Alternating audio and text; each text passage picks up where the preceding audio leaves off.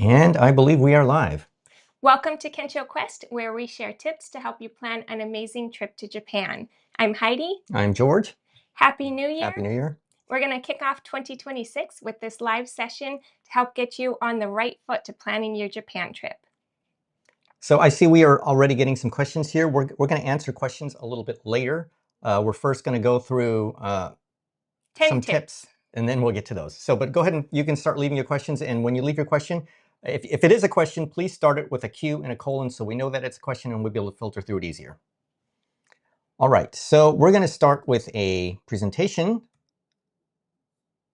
Welcome to Plan Your Japan Trip 2026 live strategy session here on Kensho Quest. If you're not yet subscribed after this live, be sure to subscribe to our channel. We share everything you need to know for traveling to Japan. Yep, based on, I don't know if she already mentioned, I'm not paying attention, but we have over 20 years of experience. We're in Japan all the time. We're in Japan right now. We spend 3 to 6 months each year on the ground, gathering new information all the time. Right now, if you can let me know in the chat box whether you can hear us. We're doing kind of a different mic setup this time, so please type in the chat box saying, yes, I can hear you, or loud and clear, or if we're too quiet. We'll check for that real quick. Also, on this live, we're going to be mentioning a lot of our other videos that we have on our channel. So I've done 2 things to help make it easier for you guys to find those videos. One, I've already linked to them in the description below this video. And number 2, I've created a playlist. It's the highlighted playlist on our channel. I also put the link in the chat box. So when we reference, we have this other video, after the live, you can watch that entire playlist and it has all the videos that we're talking about. Okay. Just 1 second here. Is our head cut off? Are you seeing the version of us where you see our faces?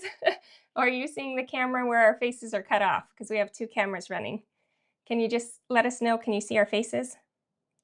I just fixed it. I think I fixed it. Okay, do you see our faces now? Sorry for the technical difficulties. We're on the road all the time, that every time we have to reset things up. So anyways. Okay, you see us. Okay, so Great. Moving on. Yeah, I think we're ready to get started here. Move the slide. Okay, so just to reiterate, we're going to share 10 tips for planning your Japan trip, and then we're going to open it up for a live Q&A. So if you're here with us live, please start your question with a capital Q when you drop that in the chat box. If you're watching this video later on our channel, then you can put your questions in the comments section below the video. All right, so number 1, seasons matter. The very first decision you're going to make in planning your trip is which season you will visit Japan, and this does make a big difference. Japan has 4 distinct seasons: spring, summer, autumn or fall, and winter. Each has its own charms and challenges, so you'll want to plan accordingly. First up, spring, which is March through May. This is cherry blossom or sakura season. It's the most iconic season for visiting Japan, with the cherry blossoms blooming from late March through early May, but timing depends on the region. For Tokyo, it tends to be at the end of March, beginning of April. The weather is mild and pleasant in that 50 to 68 degrees Fahrenheit range, and it can still be cold at the beginning. Like the beginning of March, I would still categorize as winter, when it could even still snow. And then by the end of May, you're already getting into hot summer weather. For crowds, peak tourist season, especially during cherry blossom season, and avoid Golden Week, which for this year will be April 29th through May 6th, because during Golden Week, Japanese people are traveling throughout the country and just everything gets booked up, from Shinkansen trains to hotels. It can be really crowded. Everything, just everywhere is going to be really crowded, so avoid April 29th through May 6th, if possible. And I'd say even the few days after May 6th, because some people will just take the whole week off. So activities, there's Hanami, which is cherry blossom viewing, having picnics in the park, which is really my favorite way to celebrate the spring. You can visit gardens or visit temples and shrines. As far as what to pack, we do have a lot of packing lists here on Kensho Quest to help you out. You're going to want to bring light layers, such as a light jacket, comfortable walking shoes for every time of year, and I do recommend an umbrella. It rains a lot in the spring. A quick note for accommodations, do book well in advance, since you're pretty much competing with everybody else for accommodations. They're going to fill up fast for spring. And then also the cherry blossom forecast can help you with planning your trip. So they already have released the first cherry blossom forecast for 2026, which I've linked to in the description.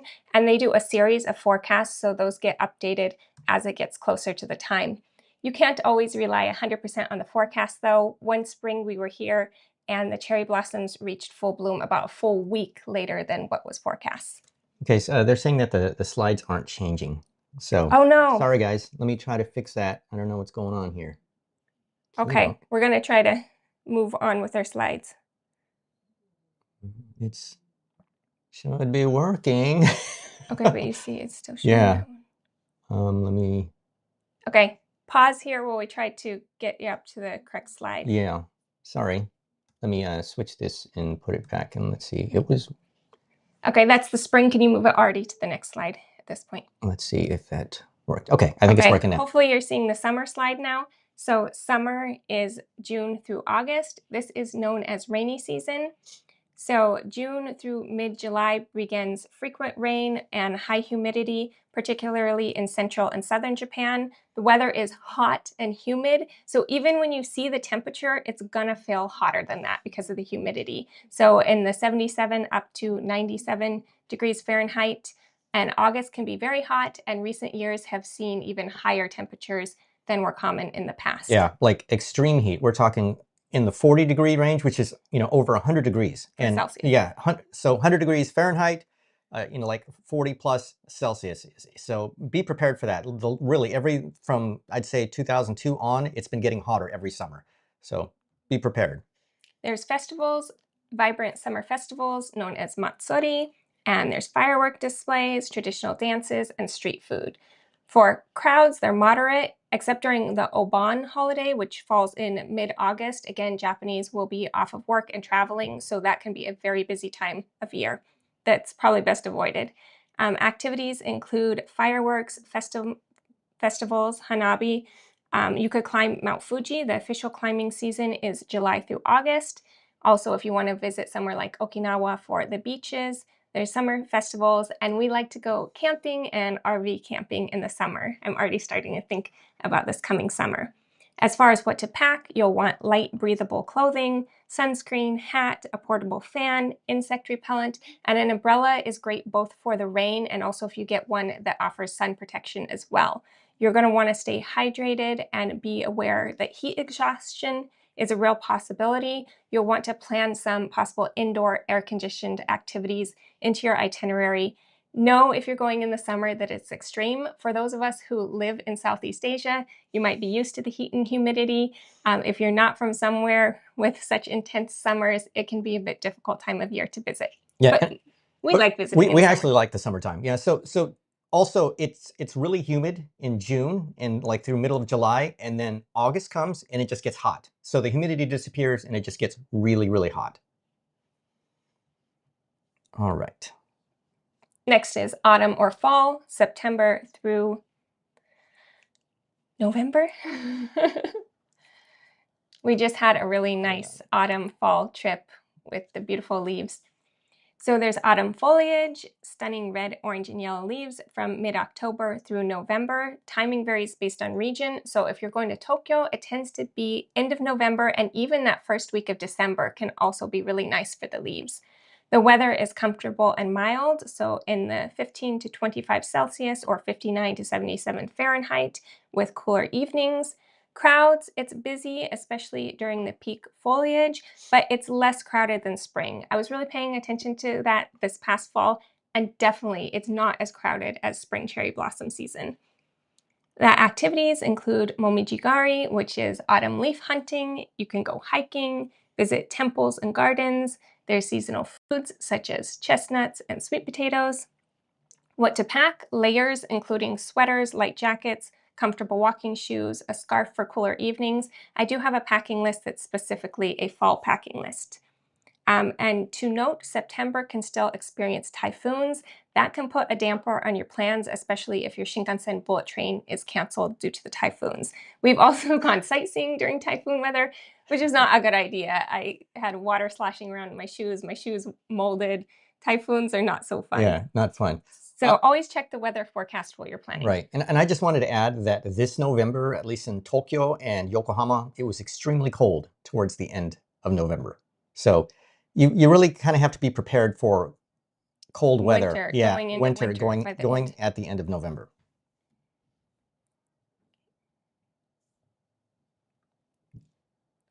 Which brings us next to winter, December through February, which we're in right now. It is cold weather. The temperature ranges from 0 to 10 degrees Celsius or 32 to 50 Fahrenheit in most areas. But if you go north to Hokkaido, and we do have a Hokkaido winter itinerary on our channel, there it's going to be below freezing, heavy snowfall, sub-zero temperatures. We do absolutely love Hokkaido, and we have some videos about winter in Hokkaido on our channel.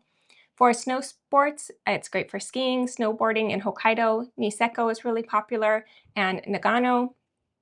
There's also beautiful winter light displays. They call them winter illuminations. We'd call them Christmas lights.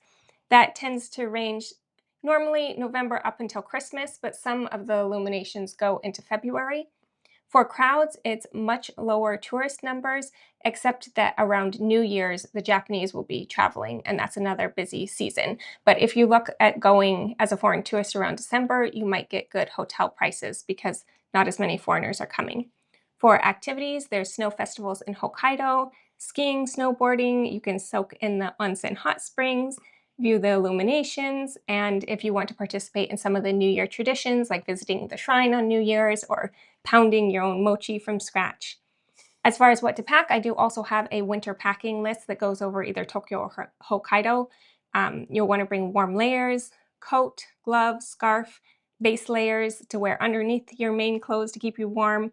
And if you're going to snowy regions, then real like winter snow boots and ice spikes are a good idea.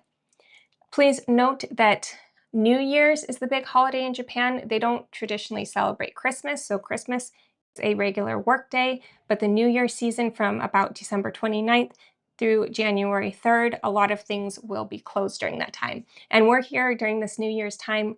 Already it's January 11th, and people are still out and about like it's full holiday mode. So like the restaurants are really crowded with families. A lot of people are still doing New Year's vacation even now, January 11th. And one of the reasons is that Monday, tomorrow, is actually a holiday here in Japan. I think that's a coming of age day. So it's like an extended holidays. We didn't realize how many days people are having. Yeah. So always look at the holidays. And also in the description box, I put a link to the list of Japan holidays for 2026, but you can also Google that as well as like, Japan holidays in whatever year you're visiting, because you don't want to be surprised by a 3-day weekend or closures due to holidays. This change. I just wanted to add also really quick, because I think there was a question regarding it. Right now in January, it is colder than this 0 to 10 here in Tokyo. It's in the overnight lows have been like -2 Celsius every night recently. So it's cold, at least for us. Yeah, and when we were in Yokohama's seeing like 5 or 7 degrees Celsius during the daytime. It feels cold. I think Yokohama feels colder than Tokyo. Right. Okay, so that was our seasons section. If you have any questions about that, start your question with a Q. We'll get to them once we've gone through all the slides. Yes, somebody noted that 2026 also has a silver week. That's another thing to watch out for as well. Yes.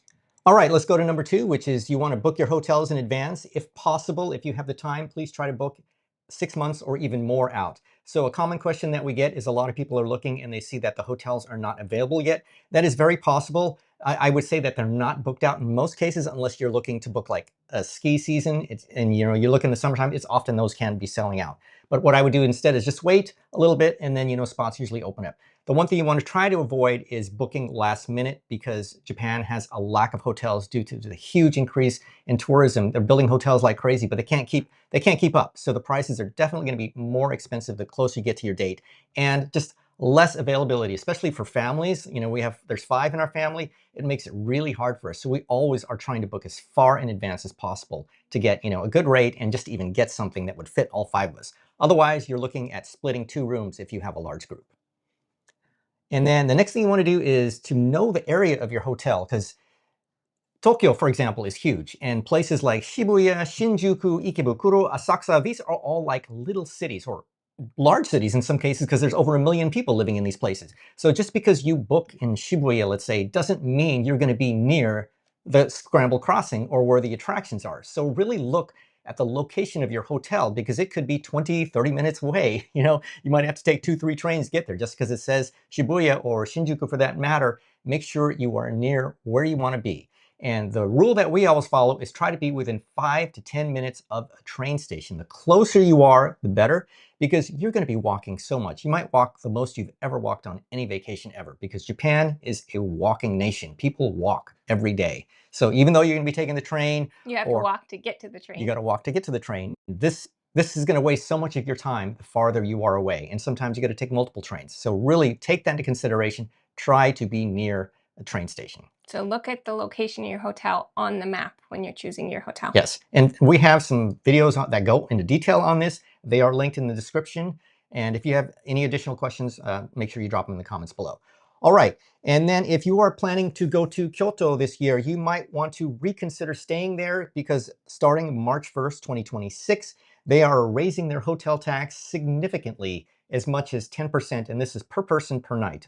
I'm going to go into this in detail in a second here, but first, help you with your finding hotels, we have an Expedia travel shop. We do appreciate when you book through our links. Let me show that to you guys real quick. So that's expedia.com/shop/KenchoQuest. And what we've done in our shop is we've broken it down into neighborhood. So for instance, if you watch his video on where to stay in Tokyo and you select the neighborhood you want, then you can come to our shop and find that neighborhood, for instance, Ginza, find our hotel recommendations there, just to make it easier for you. And we do really appreciate the commissions we earn when you book your hotels through our Expedia travel shop. We have hotels also for other areas such as Hokkaido, Sapporo. Some of them, the titles of the collections are based upon a video that we did. So if you watch one of our videos, it might have a corresponding collection of hotels. And we are constantly updating this as we, are continuously traveling through Japan, trying new different hotels, to try to help you guys out. So yeah, we have a lot in here, especially for the larger places like Osaka as well. We've broken it down in neighborhoods too. So go ahead and take a look at this, and yeah, let us know if you have any questions on that too. All right, let's continue on with the slideshow here. The next slide has the hotel tax. Okay. And I just want to make sure that it's showing correctly here. Okay, so now you should be seeing the slide for the hotel tax increase. So as I mentioned, the taxes can be significant depending on the price of your hotel. So it's good if your hotel costs, let's say 6,000 yen, which is about $38 US right now, then you are going to be charged $1.25 per person per night. From 6,000 to 20,000 yen per night, each person will be charged $2.55. Again, this is just an estimate, as the yen and the dollar or whatever currency you're using changes, all the time. And then if you notice here at the bottom, the most expensive one is if you are booking a hotel over 100,000 yen per night, which is $635 right now, then each person will be charged $63 per night. Doesn't matter your age. For every person per night would be charged that amount. So please take that into consideration. Right now, there's a lot of chatter that some hotels are actually cheaper in Kyoto right now because of a lot of cancellations from China. However, I would not count on that, and I would highly consider staying in Osaka, as it is only a 15 to 20 minute train ride to get to Kyoto from Osaka, depending on which train you take. So if you're based in Osaka, you can visit attractions in Osaka, like USJ, but you can take a day trip to Kyoto, to places like Nara, to Uji. So it's a nice home base area, and there's going to be a lot more selection of hotels in Osaka. For sure. Yeah, a lot more, and better pricing too. All right, the next thing you want to consider is other reservations. Oh, I don't think it switched. Nope. What is, oops. Oh, trying to get the right slide up here, just a second. Slight technical difficulties today. Okay, so other reservations. Please consider that Japan is a nation of reservations, and this is how they keep things orderly, and to make sure that people, get to be able to do what they want to do. First one is train reservations. If you will be riding a Shinkansen bullet train or limited express trains, depending on the type of season you will be going, you might want to book a reservation. For instance, if you will be traveling during the cherry blossom season, or if you're traveling during Obon season or New Year season, basically anytime there is a holiday, you probably should make a reservation because trains can fill up. The most common train route is going from Tokyo to Kyoto, Osaka, and luckily because that section is so crowded, there's like 300 Shinkansen per day on that route. That is known as the Tokaido Shinkansen. Regardless, during those seasons, please book in advance. Sometimes they make the trains reservation only during the busy holiday seasons. So during those times, you will be required to have a reservation. Correct. Yes. So again, depending on the season, book in advance. And also, if you will be traveling on, let's say, other routes, even if you're heading to, let's say, from Tokyo to Nagano for skiing or something like that, when you are traveling during the busy times of day, the trains can be filled up with business people. So consider that too. And also, some trains are reserved only. I might be going too much into detail here, but some trains are reserved only. That means that regardless, you have to make a reservation to ride that train. Two trains in particular that are reserved only 100% of the time are the Hayabusa Shinkansen, which travels from Tokyo up north all the way to Hokkaido, and the Kagayaki Shinkansen, which travels from Tokyo all the way down to Tsuruga, which goes through Nagano, Kanazawa, Fukui, to Tsuruga. And that's a different route you can get to go to. The Hokuriku Arch, basically. The Hokuriku Arch, thank you. So typically for Shinkansen or Limited Express trains, it's 30 days in advance that you can book. And he recently did a video on different ways to buy Shinkansen tickets online. We've linked to that video. We have tons of videos about trains if you're interested in that, but normally the time frame is 30 days in advance. Yeah. A very popular limited express train is the Fuji Excursion, which goes from Shinjuku Station to Kawaguchiko Station in the Fuji Five Lakes area. Please book that one in advance if you want to take that train, because that one is always sold out. It gets filled up. So if you hesitate on that, you'll be taking the bus instead of the train. Which can also sell out too, by the way. So anyways, moving on. Also attractions, if you want to go to Universal Studios Japan or Tokyo Disney, while you don't need to worry about a reservation, you can only purchase your tickets online now. So you cannot show up at the gate and think you're going to get in. You have to purchase these in advance, either online or through some other method like, like convenience stores and stuff sell them too. And if you want to get an express pass for Universal Studios Japan, I believe they go on sale 90 days in advance. Now, while these are very expensive, they are very coveted, which means they always sell out far in advance. And the reason why people buy these is because USJ, Universal Studios Japan, is crazy crowded. It is just so crowded that the only way you're going to see what you really want to see that day is by having an express pass. So, for instance, when we go, we only focus on one area. We only, for instance, go to Super Nintendo World, and we'll spend our entire day there. So take those things into consideration. Other places like Team Lab also, while you don't need to book months in advance, if you plan to go, you should make a reservation, because if you're 2-3 days out, it's probably sold out. And if you just show up, there'll be a sign saying sold out for the day. Right. Especially if you plan to go to the Kyoto the BioVortex. That one is really popular right now since it just opened. It's going to be sold out for sure. Places like Ghibli Museum, Ghibli Park, if you want to go to sumo tournament as well, those sell out the day they go on sale for sure. So, and I believe those are both, Ghibli Museum is 30 days out. Ghibli Park, I believe, is 2 months out. Sumo, it depends on the date. I don't know if we have a link on that, but I will add a link to that. Sumo, for instance, the one that's coming, the tournament that's starting next week, was sold out within, I'd say, 20 minutes of the tickets going on sale back in December. So for the next tournament that's coming up, you want to look at the schedule and see when that is. And then what I also recommend if you're interested in sumo is to do a trial run and try to just purchase a ticket. Because if you get one thing wrong, that can really slow down the process, and by then the tickets are gone. So. And this can be overwhelming, so I just want to mention that he's already done a video all about things that need reservations in Japan, and those videos go into the specific detail of exactly how far in advance, whether it's 2 weeks, 1 month, 2 months, and which dates you're going to need to book on. So after watching this live, you can watch our video on reservations in Japan.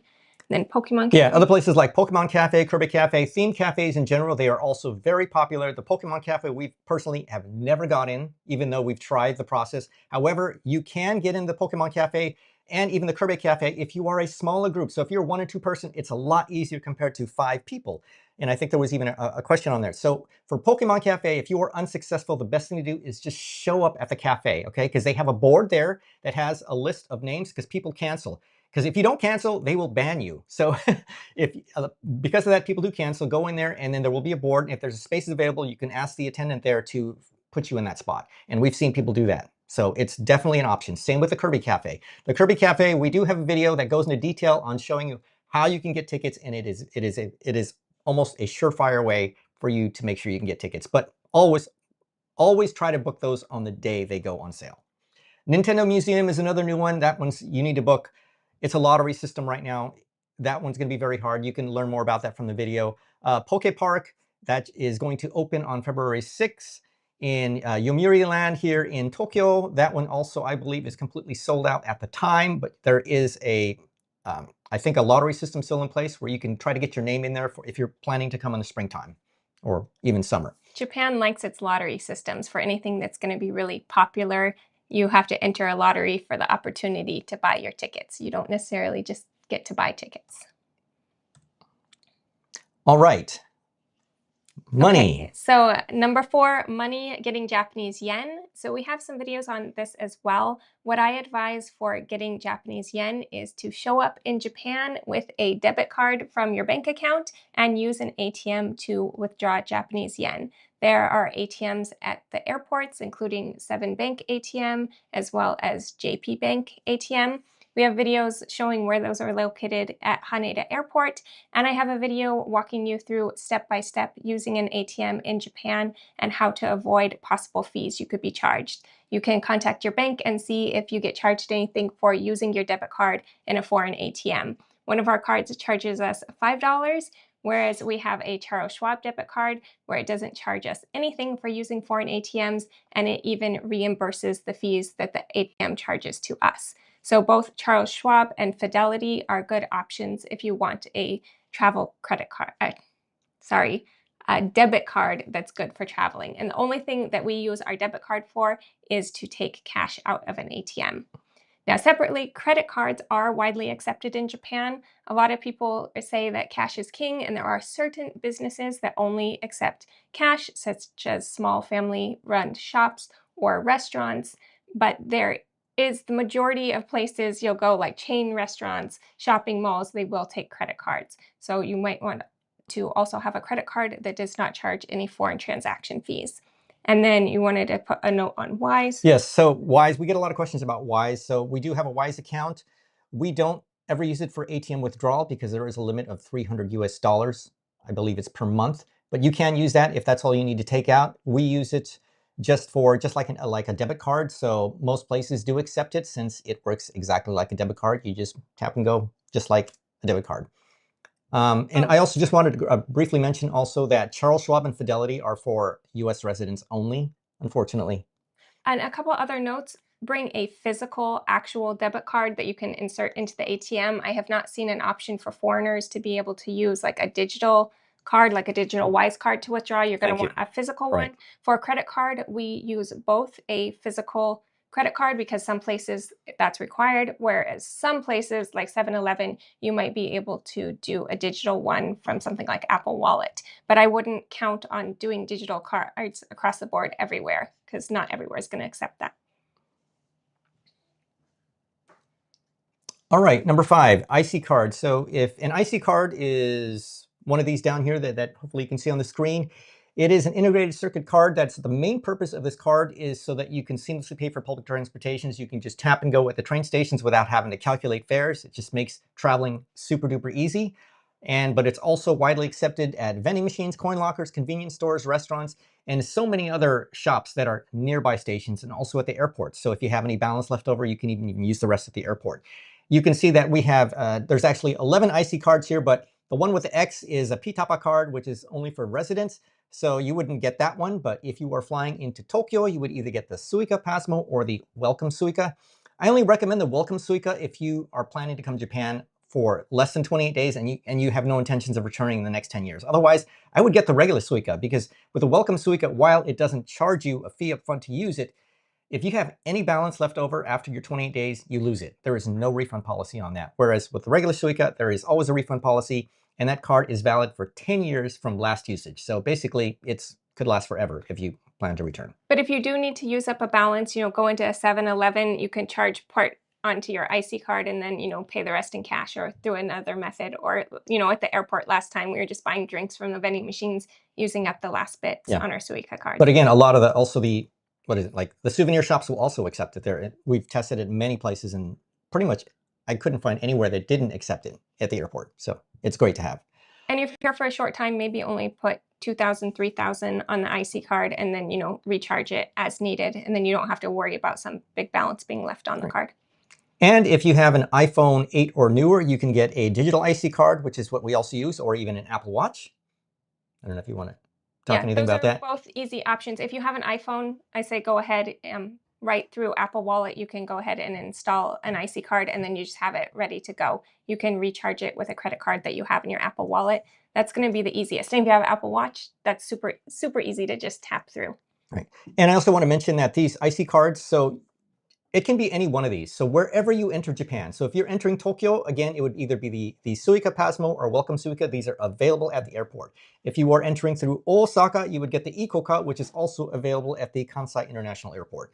And the other ones, you will see them at whatever, like if you arrive in Nagoya or Fukuoka, you'll see the ones for those locations as well. A question came in about mobile Suica. He did a video on that. We don't see a huge advantage to getting the mobile Suica app. The main thing is it's valid for 180 days, but I didn't really use any of the other features on there. Like one of the main features that it has is that you can purchase Shinkansen tickets with it, but it's kind of limited because you can only purchase non-reserved seating, and it's usually if you're ready to go on that day. So personally, we would just get the regular digital Suica in Apple Wallet. Yeah, we can link to that video, and you can make your own decision on that. And they're trying to add new features to it, so hopefully it will get better as time goes.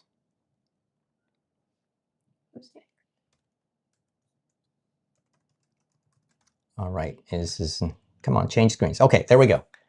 Number 6, internet connection. So when you come to Japan, while there is public Wi-Fi available, I would never rely on it. On top of that, for security reasons, we try to avoid using it at all. I mean, the only place we really would use the public Wi-Fi is at the airports, like to get your internet set up.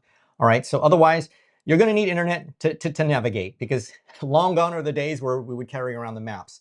So if you have a phone that is unlocked, meaning that either you've paid for your phone in full, or if you're from the United States and you are paying, let's say, a monthly payment on it, your phone might be locked. For most other people, your phone would most likely be unlocked. If you are unsure if your phone is locked or unlocked, please contact your carrier and they'll let you know. And if it is locked, you can just ask them, hey, can you unlock my phone? And they might do it. So please try that. And only if your phone is unlocked can you get an eSIM or a SIM. The difference between an eSIM and a SIM is the eSIM is an electronic version of a SIM card that's actually embedded right into your phone. And these are fantastic, and this is our choice and what we use all the time now. And eventually it will replace physical SIMs altogether, because physical SIMs are a little piece of plastic, and it's easy to use, especially if you need to, easy to lose if you need to swap them out with your other phones, or different SIM cards. So you used to have to put a little tiny card into your phone. Yeah, I used to have on both Heidi and on the back of our phones, we'd tape like 3 or 4 SIM cards because we travel so much that we'd have to switch those out. But now with eSIMs, we can have 5 different eSIMs on there at once and switch between them, in a second just by clicking a button. So they're really nice. eSIMs are just as good as a regular SIM card, if not even faster these days. Now, if your phone is locked, then you can still get a pocket Wi-Fi. A pocket Wi-Fi is, do I have mine handy here? It's a little square device about so big, and it's like a portable Wi-Fi. It's like a little router that you can just carry around, and you can share internet connection with whoever is in your group. So we always get a pocket Wi-Fi. We actually own one as well to share with our family. Since we're a family of 5, we can share the internet connection with our kids. So we get that in addition to having an eSIM. You don't have to do both, but we like to, just because we use a lot of internet. Play games online, we're uploading videos. We need that additional internet. If I was just a solo traveler, then just an eSIM on my phone would be enough. Yeah. So pocket Wi-Fis are also good if you need a lot of data. It's a lot more cost effective to get a pocket Wi-Fi, and the connection is more consistent if you need to upload, download data versus having an eSIM. But eSIMs are getting better all the time too. But if you want to share a connection, you still cannot beat a pocket Wi-Fi. The one caveat with the pocket Wi-Fi is you have to be within range of it. So we've seen families sharing a pocket Wi-Fi. Somebody gets lost at the train station. Now the person who's lost is out of the Wi-Fi range, and they can't contact the rest of their group to try to meet up with them again. So be aware that if you're sharing a pocket Wi-Fi, you all have to be within the certain area to get reception from. Which is very true. But I just rented a bunch of pocket Wi-Fis. We're going to make a new video on this, and I tested the range, and the range is actually pretty decent. You can go quite a distance and still have range. But like in the train station situation, that could be bad. So if you need to get a pocket Wi-Fi, you might even consider getting 2 if you have to. Again, the main reason you would want to get a pocket Wi-Fi over a SIM or eSIM is because a pocket Wi-Fi will work regardless if your phone is locked or unlocked. And again, we have in-depth videos on both, eSIM SIMs and pocket Wi-Fis. And while they might say 24-25 on them, they are still very current. And we have new videos coming out on those very soon because I've been testing those thoroughly for the last 3 months. And so, yeah, update coming on that soon. I've also provided links to our top recommendations regarding eSIMs and pocket Wi-Fis. Yep. Oh, I tried to put those in the chat box. Oh, it was too long of a link. Sorry. But in the description box below, you can find those links. And right now, we're really liking Journey Japan eSIM. We recommend you check them out. They what we really like about them is that, well, first of all, Chris Abroad, great, but they have a lot of coupons that they just offer you by using their service. So go check them out. One of the things that they have is karaoke. So if you want to go karaoke, you can get 500 yen off per person in your group as long as one person has an eSIM. So yeah. And also at their Lost Bar, you can get a discount there. Yeah. And they just added a bunch of new things. So check them out. And again, we have detailed videos. So if you want to watch the video about all your eSIM options or video about all the pocket Wi-Fi options, those are in the playlist and the links below as well. And for Journey Japan eSIM, before, I would recommend any company is we always test them. And we have tested them pretty much throughout Japan, and it worked quite well. And yes, it's Chris Abroad. We like being able to work and support with another YouTube channel that we really look up to a lot. All right. Number 7, luggage. Okay, luggage, packing. This is my domain. So first of all, pack light. Do yourself a favor. It will make your trip more enjoyable, less stressful if you do your best to pack light. Japan is very crowded, and pulling or pushing a large suitcase through busy train stations and streets is not fun. Also keep in mind that some exits at subway stations are only stairs. You can turn on that wheelchair accessible feature on Google Maps if you're looking for an elevator, but it's going to be a lot more hassle always trying to find those elevators. So if you have something small and light enough that you can carry up a flight of stairs, that's going to be an advantage. Also, consider using luggage forwarding through Yamato Transport, JAL ABC, or Sagawa. So we have separate videos that explains this, but Japan is really set up to make traveling easy, where you can just ship your suitcase ahead to the next city that you're going to visit. So if you start out in Tokyo and then you're going to be taking the Shinkansen to Osaka or Kyoto, you can just use luggage forwarding, send that big suitcase ahead. It will be waiting for you at your hotel. Well, it can take 1, 2, 3 days, depending on the distance to reach. So we always pack strategically where we have a smaller bag with at least overnight supplies in it, a couple changes of clothes and some toiletries, and have our large suitcase packed with items that we know we can be without for a couple days so that we can forward that one ahead. Then we also have videos on luggage storage in Japan. So again, I've included those in the playlist. If you're interested in using any of that luggage forwarding, you can use it even starting from the airport. You can send your bags from the airport to your hotel. You can schedule it to be round trip back to the airport, but there is a longer lead time if you want to send back to the airport.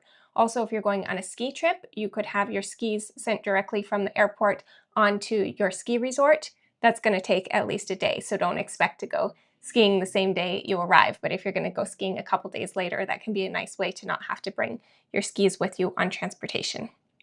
I just want to add real quick that we recently got a lot of questions about, can I ship it same day? So the only way that we know of right now that you can do same day shipping of your luggage is from the airport to a hotel in the city. So if you are staying in Tokyo and you arrive at either Narita or Haneda, then yes, you can visit the JAL counter. I believe JAL ABC is the only one that is offering this right now, but you need to do that as soon as you arrive. And if you arrive obviously late at night, that's not going to happen, right? So if you arrive in the morning, then you can do same day. If you want to do hotel to hotel, they're going to tell you no, that's not at least the next day. I tried in Tokyo. I wanted to test out and see if I could get my bag to the next hotel because it wasn't very far away.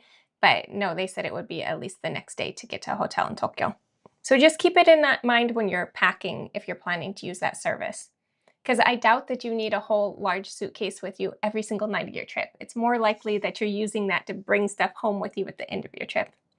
There's a lot of short-term, There's a lot of short-term luggage storage available in Japan as well, like the train stations often have coin lockers. So if you're in transit from one city to the next and you want to stop off and do some sightseeing, you can often leave your stuff, for a day in a coin locker and then gather it back before you head on. Please do watch your videos. They go into all the details. All right. So regarding oversized luggage, if you are going to be traveling anywhere from the Tokaido, Sanyo, or Kyushu Shinkansen lines, which is from Tokyo all the way down south to Fukuoka, okay? That's called the Tokaido Sanyo Kyushu Shinkansen line. Anywhere along that path, and you have luggage that is over 160 centimeters length plus width plus depth, then you need to have a reservation for either a luggage compartment or a reserved seat, specifically for luggage, oversized luggage. So when you book your seat, you'll be booking a seat with oversized luggage. Yes, and the maximum size is 250 centimeters. Anything larger than that is not accepted, but there are exceptions, as you can see in this image here, for example, like bicycles, musical instruments, strollers, and sporting equipment as well. Now, recently, they've also introduced on the same line, in some cars, they've created some compartments, which is in the galleyway, where you don't require a reservation. That means that if it's open and it says, no reservation required, then you can use it. However, I would not rely on this because there are only a few of them, and as crowded as it is now, the chances are it's going to be full. And what I would say is just don't bring your oversized luggage on the Shinkansen. Just board it ahead and you don't have to bother with that. Yeah. Also, if you're riding a different Shinkansen line, such as you're going on the Hokuriku Arch, then the Hokuriku Shinkansen does not have this special requirement about making oversized luggage reservation. Instead, they have actual luggage racks that you can use on a first come, first served basis. But as far as putting luggage up on the overhead rack on a Shinkansen, definitely a small carry-on size luggage can fit. A smaller medium luggage can fit up there, but I would not want to put a super heavy or large suitcase up on the overhead rack because it could fall off and hurt other passengers. It could also be really difficult to put it up there. So one option is to keep your suitcase at your feet in front of you. But again, just, forward it. Then you don't have to bring it on the Shinkansen. Right, yeah. Recently, someone, was trying to get their luggage off and it fell down. And luckily there was nobody sitting in that seat right where it was, because it would have landed on their head. And you can tell that it was just a really heavy bag. And just for your own sake, it is just not worth it. Having to lug that through the station, having to put it up, and then you have limited time to get on and off the Shinkansen trains. It's just not worth it. It's just going to cause you a lot of stress, unneeded stress. All right, so I think we beat that one. Rant. Yeah, sorry. Pack light, just pack light. Sorry on that, but we're really trying to hammer that home. Okay, so the next point is, do you want to book a round trip ticket? So I think a lot of people automatically think that you're going to need to fly into Tokyo and then fly back home from Tokyo. But we want you to really think about your itinerary, which cities you're going to be visiting. For example, if you're going to do the Golden Route and you're going to start in Tokyo, but then go down to Kyoto and Osaka before heading home, do you really need to spend a day and another Shinkansen ticket to get back up to Tokyo, or would you be better off flying into Tokyo and then flying home from Osaka? So, take a look at what international airports are in Japan and which ones, you can fly to from where you're located. And you might be able to go in, say, to northern Japan, fly home from southern Japan. And that can save both time and money, because if you're returning to Tokyo for the sole purpose of catching your flight, you're kind of wasting a day of your trip to do that. All right.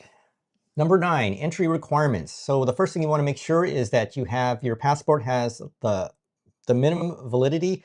So Japan doesn't have a requirement of 6 months. Usually most countries require that you have 6 months validity on your passport. However, you should have a minimum of 90 days. And the reason why is most countries, not all countries, but especially in the Western world, you are given 90 days entry time. So if you don't have that, that might cause some issues. So please check your passport. Yeah. So technically your passport needs to be valid for length of stay, but I would say have a minimum of 90 days validity left on your passport the day you enter Japan. If you're going to come to Japan, go somewhere like Korea and come back, each time you enter Japan counts as entry into Japan. And then if you need a visa, sometime in 2026, I think it's going to be March, but this has not been completely set. And the visa fees will be increasing. So take that into consideration. You know, there's a lot of videos on this now, but there is no set amount on this yet, and there is no exact set date. So just take that into consideration. It might be threefold, some are saying fivefold the price of what it is currently. Of course, a lot of countries don't require a visa, such as from the United States. Right. From the US, we don't need a visa, and we get stamped in for 90 days when we enter. So look up for your particular country with your embassy or whatever, whether you need a visa. Next is Visit Japan Web. We're getting tons of questions on this, and right now it is optional, okay? You do not need to use Visit Japan Web, but we do highly recommend it because it will expedite your process into Japan. So, because you need to, yeah. Can I step back? So in the old days, typically when you enter a country, you fill out a paper arrival form, you fill out a paper customs declaration. For Japan, you can still fill out those papers on the airplane or at the airport once you arrive. However, we hate filling those out. We've done it a million times. We're so done with it. So as an alternative to that, you can use Visit Japan Web and enter the information online ahead of time before you come to Japan. All right, so what was I saying? So he made a video. I just shared the link that goes into like the common pitfalls people run into when filling out Visit Japan Web. And yeah, sorry to interrupt. The one thing that recently we've been getting a lot of questions on is that one of the questions it asks when you are filling out the form is, where are you staying? So when it asks that question, you only need to enter your first entry point, because the chances are you might be visiting different places in Japan and staying 3 or 4 different hotels or different accommodations. Just enter your first one. Your first hotel. That is all you need. And another thing I want to try to make clear is if you are just transiting, so the difference between transiting and entering Japan, if you are transiting, that means you do not clear immigration. It means you fly into Japan, you do not clear immigration, you get on the plane and you leave. That is transiting. That means you do not need to fill out Visit Japan Web. As soon as you go through immigration and customs, you have entered Japan. And once you have entered Japan, then you need to, I need to back up. Then you need to fill out either Visit Japan Web or those custom forms, okay? So if you are going from, let's say you fly into Haneda and later that day, you are going to leave out of Narita, it doesn't matter. You've entered Japan, you've cleared customs, you've cleared immigration. You need to go back out and you will have to either fill out Visit Japan Web again, or you need to fill out the paper forms. And this only applies to entering a country. So it's whichever airport you enter Japan. If you then are going to fly from, say, Tokyo up to Sapporo, you don't need to do Visit Japan Web for a domestic flight within the country. It's only when you enter the country. Correct. Sorry if I caused some confusion there. I may have said something. No. Yeah. He didn't say anything. It's just people have asked this. They've asked which hotel to put your first hotel. If I'm just transiting, do I need to do Visit Japan Web? No. If I'm taking a domestic flight within Japan, do I need to do Visit Japan Web? No.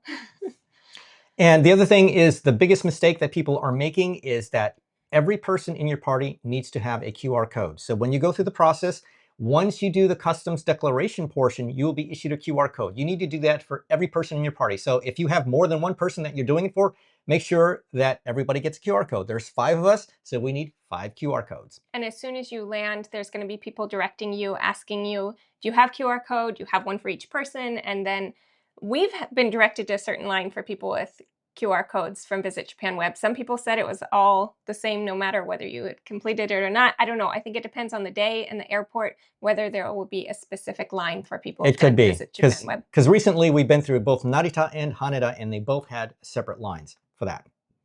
And then again, also make sure if you plan to rent a car, if you plan to ride the, use any passes or things like that, make sure you get the visitor stamp as well. Typically, the immigration officer will put a little sticker in your passport that says like you're admitted for 90 days. That's a very important sticker. If you're getting something like the whole Japan Rail Pass, you need to have that stamp in your passport to prove that you're a temporary visitor to be able to pick up your pass. Right. And the last one on here is about bringing medication in Japan. We have a separate video on that. I highly recommend you watch that if you will be bringing medication into Japan. If you are unsure about your medication, you can email them. And I've tried it, they're actually very responsive. But the one thing is, when you email them, if you don't get a response within 3 days, email them again. Because they said that they're really busy and they're also checking for spam. A lot of spam filters, stuff just ends up there. So check your email address too. If you're using like a spammy email address, then they may never get it. So take that into consideration. But yes, if you have any questions, please email them. They're very responsive and they can tell you what you can bring in and what you cannot. And one thing I also want to mention is that please, please do not trust anybody else. Just because somebody else said they were able to bring medication in, do not trust that, because every person has their own different type of medication, different dosage. So don't trust it. The last thing you want is to get stopped by customs. Okay, you're about to enter Japan. It's the last step. You don't want to get arrested and turned around and not enter Japan. Yeah. So just please watch this video, if you're going to be bringing any type of medication, and then I think it'll make a lot of sense to you. And I just put in the chat box that email address, but all the information's in the description box below the video too. Check with the official source. Yeah. Don't believe us. Don't believe any other YouTuber or any other commenter. Check with the official source. And also, a lot of medication is available in Japan too. Just maybe it's at lower doses. I mean, we're at the drugstore all the time. Our kids like have our kids a cold are sick or something. Yeah. The hard thing is just like translating it with your phone. But a lot of typical medications, you can also bring them with you. Just check ahead of time whether or not it's legal in Japan before you pack it. Because a lot of things that are allowed in the United States or other countries are not allowed in Japan. All right, I think we are on our last one here. And let's talk about number 10, etiquette. So let me back up a slide here if I can. Okay. So 10, culture, customs, etiquette. So Japan is a country that is really steeped in tradition. Visitors should understand that Japanese culture emphasizes politeness, cleanliness, and following social rules to maintain group harmony. This is so important. That's why there's reservations for everything. That's why people get in line for stuff. So if for instance, if you go to Hachiko's statue in Shibuya, and if you're wondering, how can I just walk up and take a picture? You should look around and make sure there's no really long line to get a picture by it, is because Japan is very orderly. They like their lines, and if somebody cuts in line, that's when they'll just come out at you. I've had this happen to me. So yeah, just try to really think about this, because they are really trying to maintain their society the way it is. Order, yeah. When it's really crowded and busy, forming queues, forming lines, it helps keep things orderly. So here are just some things that we want you to consider. Is like, for the formal type of greeting, a slight bow is all that's needed. No handshake necessary ever. Okay, that's kind of awkward to them in the first place. So a slight bow for anything, entering, even when you're leaving, if you want to say thank you, arigato gozaimasu, when you're leaving, that just means a lot. And as far as, saying arigato, if instead of just saying arigato, if you can say arigato gozaimasu, arigato gozaimasu instead, that is much more appreciated. It's much more polite, and it goes along, in our opinion, it goes a long ways by showing this little extra. Next is remove your shoes. If you will be entering anybody's homes, always, there's something called a genkan at the entrance. So one way you'll notice it is if you notice that when you enter and then all of a sudden there's a step to a higher ground, like a higher floor, that is a sign to take off your shoes. Whenever you see that, you enter and there's a higher level, you take off your shoes. So whether it's a temple, somebody's home, a restaurant, your hotel room, you are supposed to remove your shoes when you enter your hotel room. You are not supposed to wear your shoes around within your hotel room. It's like a home. Right. Okay, next, keep noise levels, low if possible, especially on trains. That's the I would say probably where we all mess up. We do it too. Like sometimes we're riding with friends and we forget.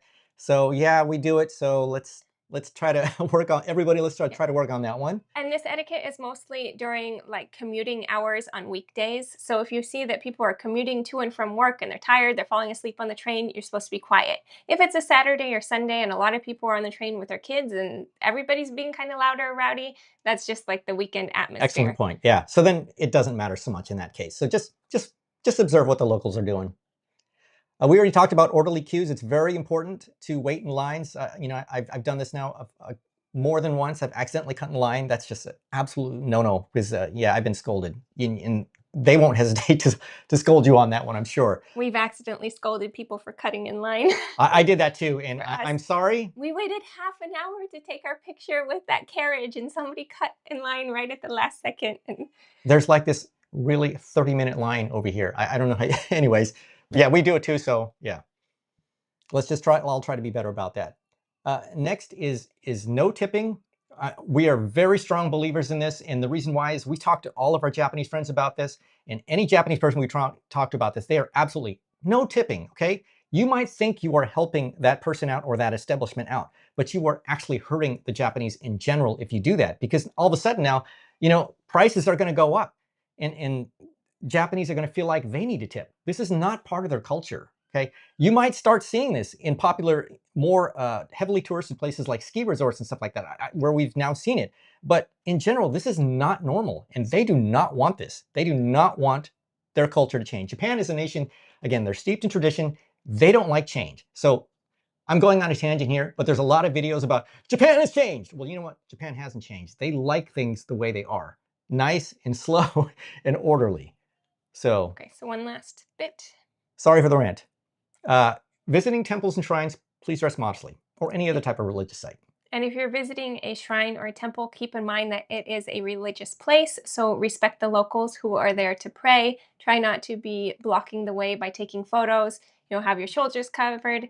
Think about it as going into a church or whatever your religious house is. Yes. So, and we're victims of this too. It's like when you do take your photos and stuff, try to do it quickly and move out of the way. A lot of influencers are getting a lot of backlash for this now because they're just taking their picture and just staying there all day. So let's try to all be better about that. Anyways, okay. I think we are ready to open this up to questions. We're going to move on to the questions. So we're going to have to be scrolling back through the questions and trying to find them. So hopefully you've marked your questions with a Q. If you're here with us live, you can put your questions in the chat box. If you're watching this recorded on our channel, then you can put it in the comments section. First, I just want to say, let me see. We have sorry, just trying to get this working here. One of our kids is upset upstairs, so Heidi's going to go check on that.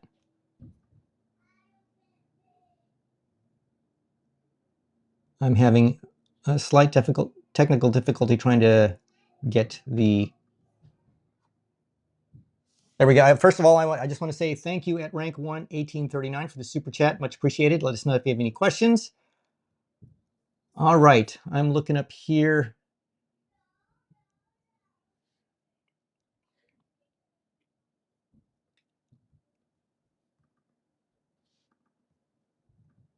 All right, so at James Brush, I watched the video on Japan and QR. I think we would answer this question. So yes, when you fill out Japan Web to get your QR code, you only need to put the first accommodation that you'll be staying in. You only need to do that one time. Okay. And you have a second question here. Regular train travel, do you still book on the website? So if we're going to Mito to Kumagaya through Okayama, if you are traveling that far,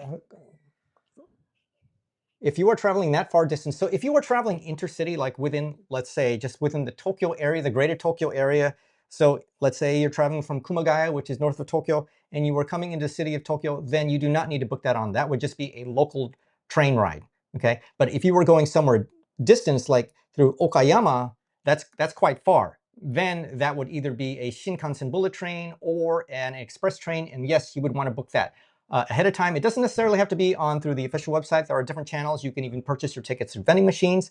So there are different options for that. But local train trips within a city is when you just use your IC card. So yes, for these locals in the Tokyo area, then you would just use your IC card for that. All right. Sorry, our kids are not getting along right now. We've got a couple not feeling well kids. Yeah. I'll be back. We might have to cut the show. Just do it yourself. Yeah. All right. Hi, David Schechter, 200. Taking a cruise departing from Yokohama. Plan to fly in 3 days. Early to explore Tokyo. Any areas to stay that might be better to access port or just stay in or near central Tokyo? So you could just stay in Yokohama near the port area. That is a fantastic area in our opinion, right there in the Minato Mirai area, or even just there, what's called Yamashita Park. That red brick area is a fantastic location because you are right next to multiple trains that could take you into Tokyo. It would take you about 45 minutes to get into Tokyo. Or you might also want to plan to stay near, I would say, either in Kawasaki or near Shinagawa Station. Shinagawa is a very central location as well that can easily get you back into Yokohama or to explore Tokyo. Or if you really want to go into Tokyo, you know, it really depends on what you want to do. For instance, if you want to be where a lot of the action is, then you might want to consider staying in Shibuya or Shinjuku. Or if you are looking for more historical places, you might want to stay in Asakusa. Okay, let's move on here. From Dominic, the Easy Minimalist. Hello. If I buy a GR Regional Pass on their website, do I pick it up at the airport counter? If I reserve seats, will I need paper tickets as well? We have a video all about the various regional passes, and different regional passes can vary slightly about where and how you pick them up. But typically, if you get a pass, it's like a little paper ticket that you use as if it's your train ticket. So you normally do need to visit a JR office, whether that's at the airport or if it's at a major train station, to pick up your actual physical pass, because the pass itself is a piece of paper that you feed through the automatic ticket gates. And then if you make seat reservations, they also issue more little pieces of paper that are like tickets, but normally the seat reservation tickets, you just hold on to them as proof that you're occupying the correct seat. You normally don't have to feed them through the ticket gate or even show them to somebody. They just show that you're in the right seat in case there's like a conflict where two people are trying to sit in the same place. Correct. And again, yes, you do need to pick up your tickets. You could also pick them up at some vending machines, but it's probably easiest to visit the JR ticket office. So that's very important. You need to go to the JR ticket office to pick them up. And please look at the details for the specific pass. It's hard to answer in generalities because different passes, it can be different.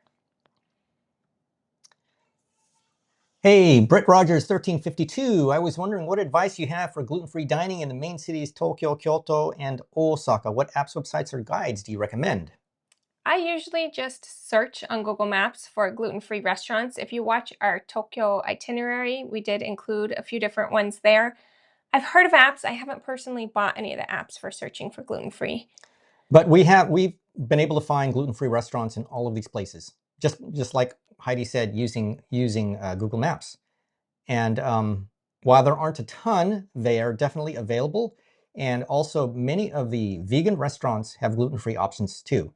And surprisingly, even some of the chain family restaurants have gluten-free options. So for instance, like if you went to, I think Gusto is one of them, you can ask for the allergy menu, and the allergy menu might have options too. But definitely, for instance, like if there's gluten-free ramen in for sure in Osaka and in Tokyo. For instance, there's one called Sora no Iro at Tokyo Station, which is fantastic, really good. There's another one called in Osaka, I can think of the gluten-free engine or something like that. I don't remember. Yeah, I can't remember, but if you just did a search, you will find them. So there are definitely options available, and there's more and more all the time.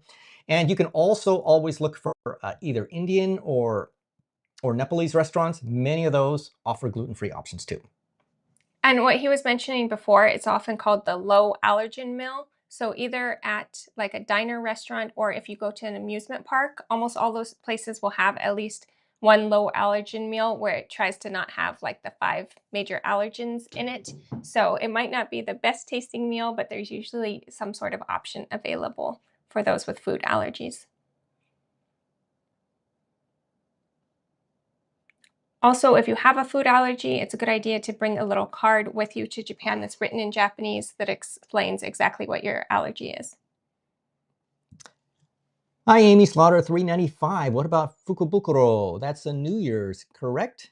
Yes, the New Year's lucky bags. We were meaning to get some of those on this trip, but we're a little late for it at this point. I think they normally go on sale January 1st. Some places even had them before the new year. And then, you know, the first few days, if you go to department stores, grocery stores, like coffee, tea shops, pretty much everywhere yeah, will have some sort of a lucky bag. I think you can still find some now. There's less and less, but if you look around, there's definitely still some available. So normally it shows you like what value worth of stuff is in the bag, and then you know what you're paying is less than what the bag's supposed to be worth. But sometimes they'll also actually have a printout showing you what's in the bag exactly. But the idea is normally it's like a grab bag where you don't know exactly what's inside. Hey, Michael Maslow, let's see, question. You said 50 for December, 50 to 55 in Chicago is quite comfortable, especially, would you, maybe that was misspoken Definitely 50 not Fahrenheit. 50 Fahrenheit. I don't think so. I guess it could reach that, but right now it's 6. So what's 6? That's in the 40s. If you're from Chicago, Chicago, you're going to yeah, be you're gonna be perfectly fine. fine in You're gonna be Tokyo fine. in winter. It will be no issue for you. No problem for you. Yeah. It's rare that it even snows in Tokyo. It does happen, but it's not like a lot of snow. Oops.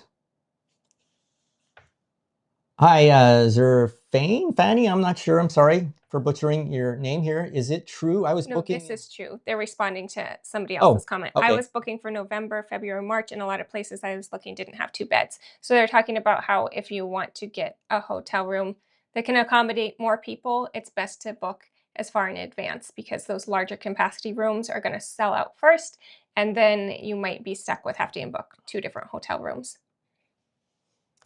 Hi, Richard Shack, 8246. Should I book my Shinkansen through Klook or SmartEX? SmartEX seems more convenient, but it sounds like Klook may be more affordable. With Klook, you could get a discount using our coupon code KenchoQuest Klook. However, SmartEX, if you book way in advance, they do have these discounts for booking ahead of time. He's made a video all about booking on SmartEX, and I would say the main advantage of using SmartEX is that it is the direct real website, and so you can actually choose your seat number when you're booking. Whereas on Klook, if you were to book a reserved seat, you don't get to choose your seat number. Klook will turn around, buy the ticket for you, and assign you a seat number.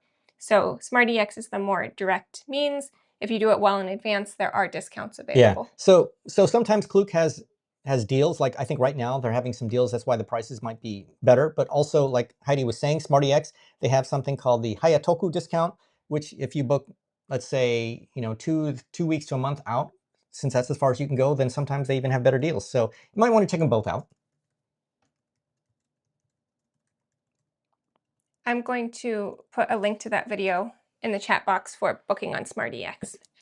Hi, Cinnamon Row 3. If you booked a hotel already, if you pay before March 1st, 2026, does that help avoid the tax? Oh, that is an excellent question. For the Kyoto occupancy tax, most of the times when I check into hotels, they have you pay like the tax on the spot there. It's separate from the rest of your hotel cost. So I'm not sure that would help you avoid it because normally we book on Expedia and we pay like the majority through the Expedia website, but then I'm always paying my little 200 yen, 500 yen occupancy tax directly at the hotel. So I'm not 100% sure as far as those Tokyo hotel taxes, but it might be something you pay when you check into your hotel. I just want to give a quick shout out to Diabetic. How are you? Hope you're doing well. Thanks for following along for a long time here. And let us know when you're coming back to Japan. Hi, Gummy Bear 9252. Is it advisable to do both Nara and Uji, both together for a day trip? I like having more time.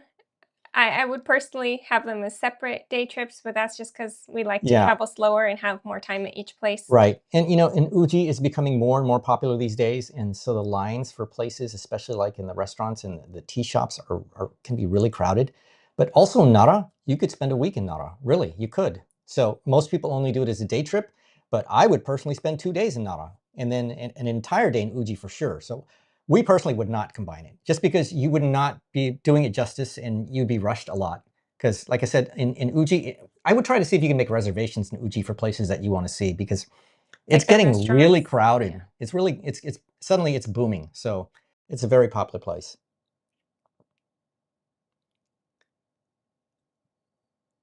We're just filtering through these because some of you are responding, helping each other out. And thank you for that. Yes.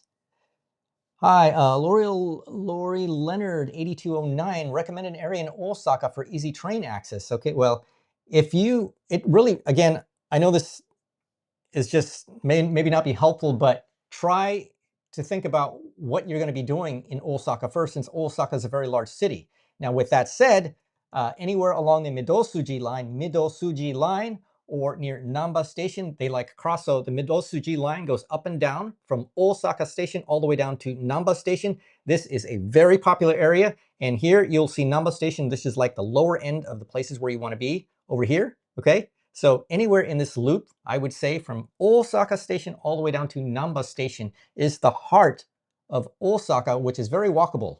So that's where I would stay for sure, if this is your first time. But if you are going to be doing something like spending your time, let's say at Universal Studios or something like that, then you might want to just stay over there, because it's that's where you want to be if you want to be going there, because you want to arrive get in line like early. 2 hours before opening for USJ. So having a hotel right there the night before visiting USJ is a good idea.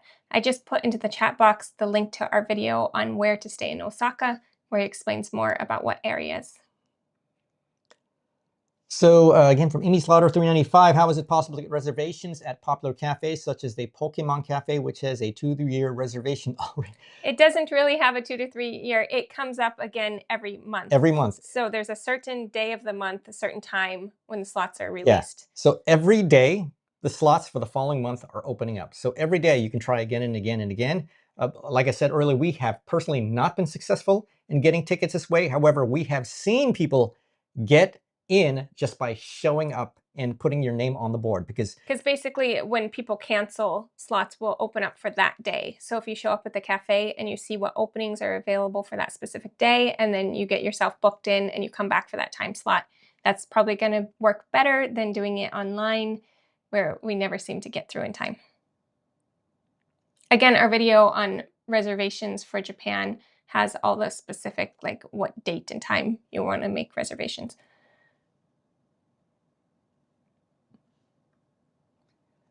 Hi, Mongo Play Skate. Anyways, hey, big fans of your channel. Thank you, and for all the information that you provide. Have you been to the animal cafes such as the capybara, pig, owl, etc.? Any feedback on how these were and which ones were your favorite? Sorry, we have don't not really visit those. Yeah, sorry, we have not visited them. We have seen them around, but yeah, sorry, we cannot give you any feedback. I would just do a search and check online and see what other people have said regarding that. I know there's a lot in Akihabara. Yeah, there's a lot of different ones. So yeah, I would check, because there are many.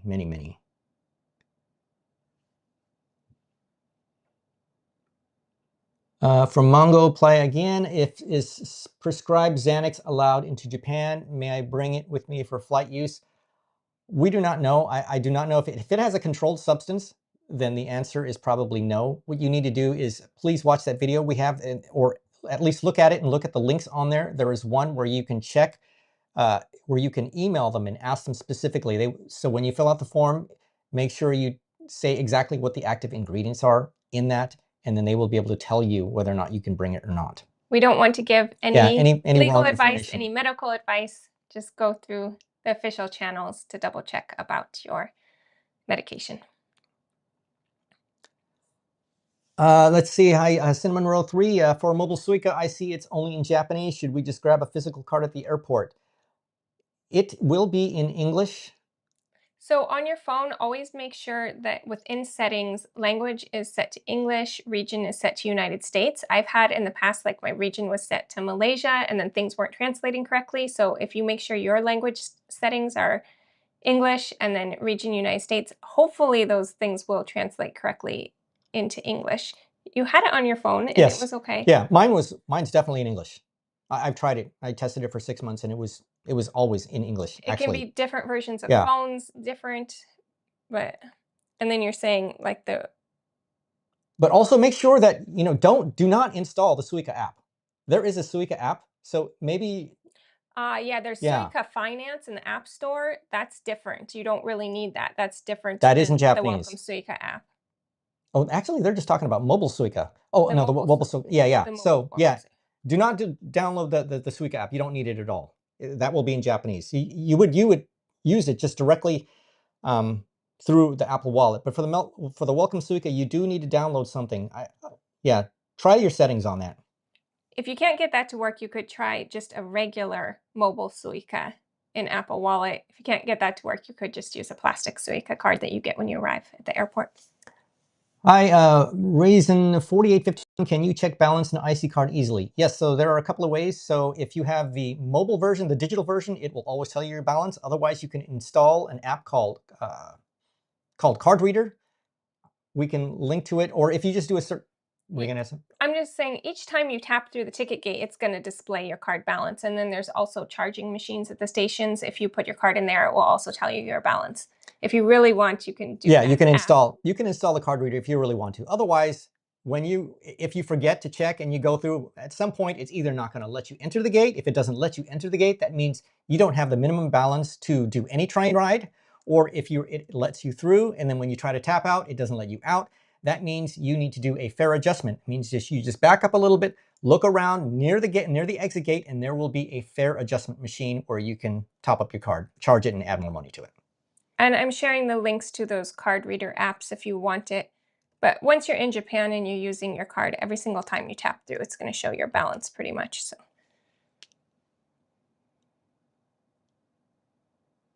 And we just top up as we need, another 1,000 or 2,000 yen at a time onto our card. We don't usually keep like a crazy high balance on a physical card. Okay. From Sue Pike Energy. Hi, will an international plan with my carrier work, or do I need an eSIM or pocket Wi-Fi?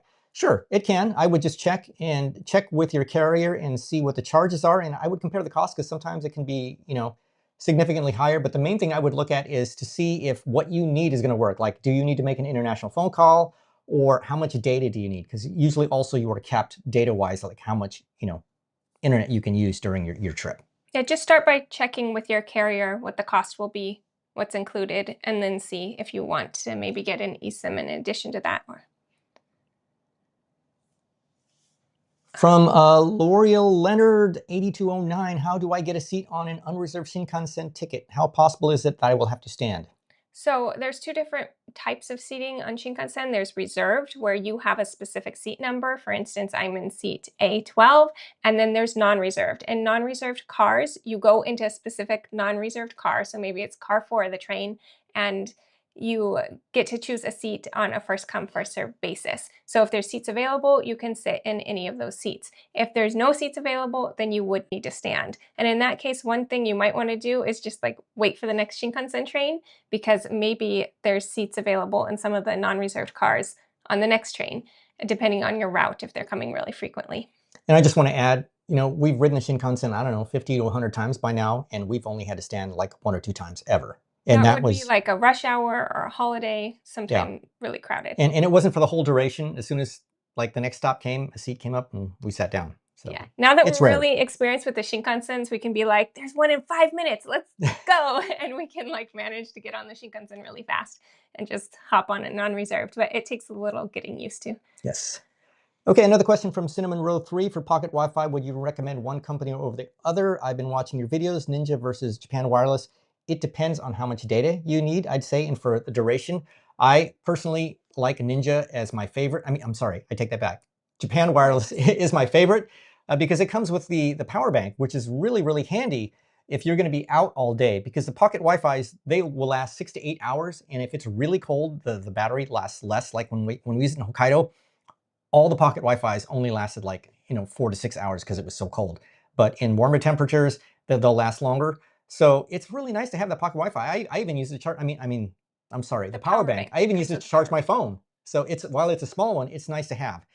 The good thing about Ninja Wi-Fi is if you're going for a short time, let's say 7 days or less, then their price is really hard to beat.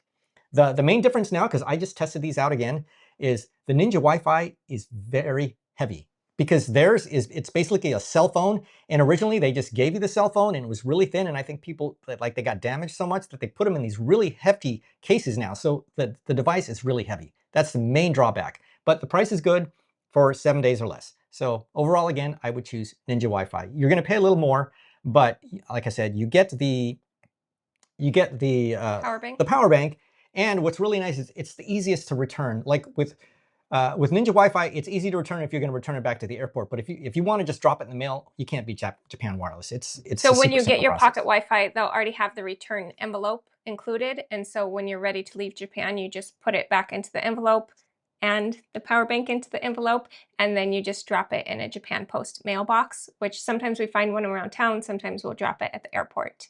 Sometimes we'll leave it with the hotel reception to put in the mail for us. But it's really nice to have one of those that you can just mail back. For anybody just looking into the options, he does have videos going over various pocket Wi-Fi. And we have new ones coming out in the very near future on those. Hey, Derek Bean 7858. So we talked about this a little already. Any experience with an international plan through your carrier? So in the past, we have used them. Like I've tried it with T-Mobile, network well, but this was years ago. But I do know people, like, you know, some of our friends, sometimes they do use their international carrier. You can certainly do that. Again, the main thing I would do is check with them and to see what exactly is included and what you will be charged for. Again, do I need to make any calls? Do I need to be able to receive texting and stuff like that? You know, what is important to you? Otherwise, if you just need data, it's definitely going to be cheaper to rent either a pocket Wi-Fi or get an eSIM. But that's not going to come with like the SMS text messaging. Correct. So Correct. So if you need, like, say, SMS text messaging, not, you know, not Facebook messaging or anything like that, but if you need SMS text messaging, like a real text messaging or something like that, then that's something you might want to consider, is getting an international plan.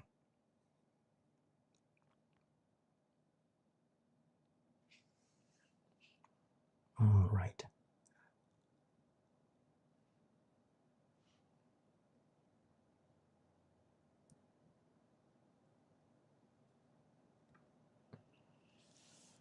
Question, do we have to pay hotel taxes with cash only? Will credit card be accepted, or does it depend on the hotel?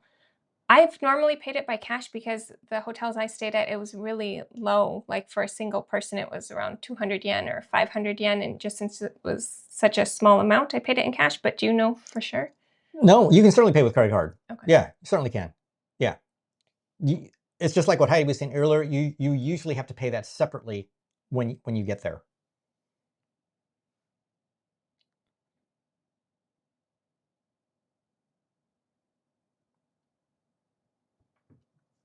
Sorry, it's getting hard to go through these because not all these have Q's on them, so I'm still reading these. I think that is a question, but we've answered a lot from that person, so it is a question.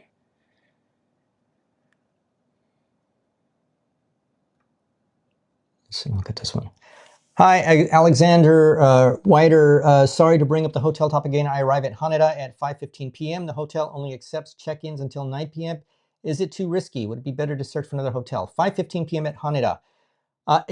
I'd say it's possible. What time of year are you coming? If you are coming during cherry blossom season, then it might be risky. But if you are not, you're probably okay. Just make sure you do visit Japan Web, because that will save you some time. Anything that you can do as soon as possible. And you said, oh, wait. Where is your hotel, first of all? If it is near, like if it's in Tokyo, then it might be risky. I would say, yeah, 5:15, 6:15.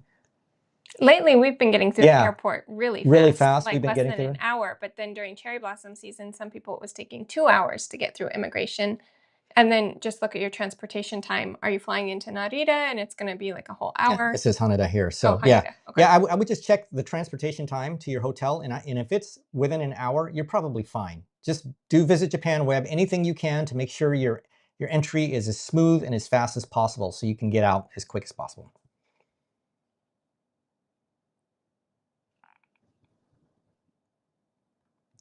All right, from yes2281, might be a dumb question, but I come from a tropical country, so do we, so it's not a dumb question at all.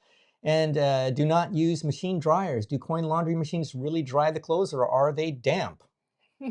They are usually still damp. So I have a video that's all about washing laundry in Japan. And if you're staying at a hotel, a very likely scenario is that it will be a washer-dryer combo, and those don't do a very good job of drying the clothes. So they normally come out damp, not completely dry, unless you do a really small load. If you do like a vacation rental, then that tends to be where you wash your clothes in a washer and hang them to dry. Maybe look at the care labels on your clothes and see if you have something that is really likely to shrink. Then maybe you don't want to pack that if you're worried that it's going to shrink in the dryer. But I wouldn't expect things to come out like toasty dry like they do in the United States. Okay, from JK Hitterer, how about supplements? In general, supplements are okay, but if you have any questions, please email that Yakan email address that is on that video. I would do that anyways, just to be sure, and they'll be able to let you know whether or not you can bring it or not. And then if you are bringing in, let's say, more than a month's supply, then you will have to fill out a Yunyu Kakuninshu form. Again, please watch the video on that. I would just ask just to be sure. But in general, supplements are okay. I just put the link for the video on washing laundry in Japan that goes over the various scenarios on that. Hi, Adriana Cervantes. We are coming into Haneda around 9 p.m. at night. Any tips for trains or buses to get to the hotels? So 9 p.m. you should be able to still catch both buses and trains. The last trains leave around 11 p.m. Same with the buses. Again, it depends on where you're going. Again, I would make sure to fill out the Visit Japan web ahead of time, so this can help expedite your process into Tokyo, because you don't need anything that's going to slow you down. So last year in the springtime, it was taking a really long time for people to clear immigration and customs, like over 2 hours. But right now we've gone through it twice in the past month, and we were out in less than an hour both times. Very, very efficient. Even though it was really crowded, it was incredibly efficient. So that should be enough time. The worst case is if it is not, you can take a taxi. They will be available in the taxi queue, but yes, it will certainly cost extra. So the main tip I can give you is to make sure you fill out Visit Japan web, and to also check your route ahead of time to know which train or which bus you're going to go. And if you're going to take a bus, purchase that in advance too, because the later ones can sell out. So moving on, so question, when you are in the different cities, do you always carry your passport with you? Or do you leave it in the hotel? I've heard you get tax off in the stores by presenting it. So the law in Japan is that foreign tourists are required to carry their passport with them at all times. There's the slight chance that a police officer could ask you to show your identification. You're supposed to have it on you. More likely, if you want to get that tax-free while shopping at certain stores, you'll need to present either your passport, or some stores will accept the QR code generated through Visit Japan web that's specific to tax-free shopping. It's separate from your immigration QR code, but a lot of times I've tried to use that Visit Japan web QR code and they prefer to just see the actual passport. So I do carry like a travel purse that works for having our passports on us while we're traveling in Japan. Yeah, I think it's a good idea to have it with you, especially for the tax-free shopping. It's really nice benefit. And just as a long-term traveler, I'm always thinking of those emergency situations. Like if there was an emergency, I would want my passport on me, not in my hotel. Okay, great question here. Maria Schloff, sorry if I'm butchering your name. Hi.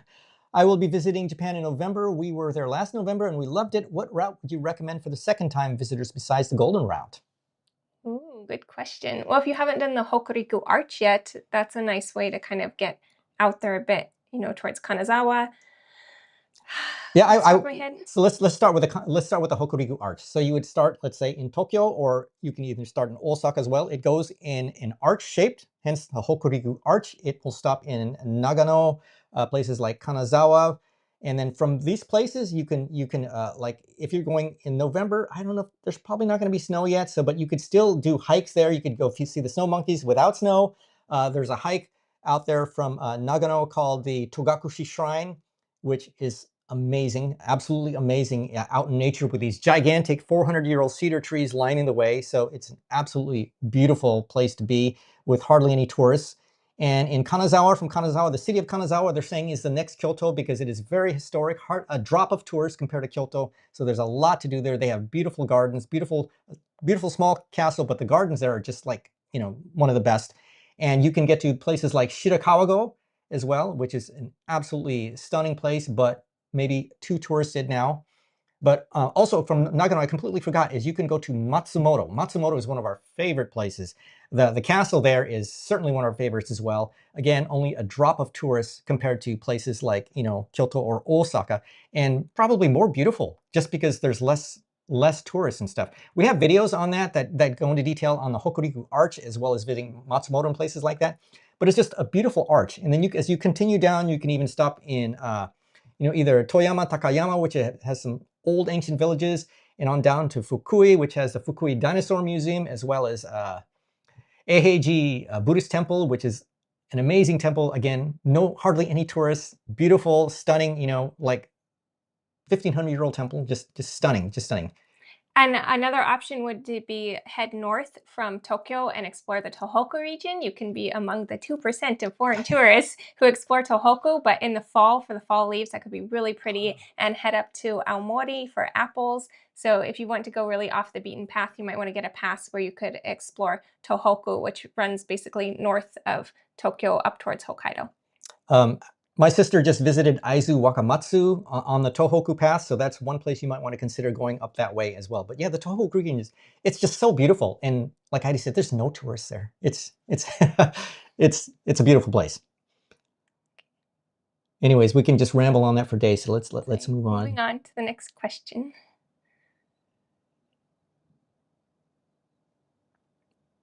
I'm trying to find a question.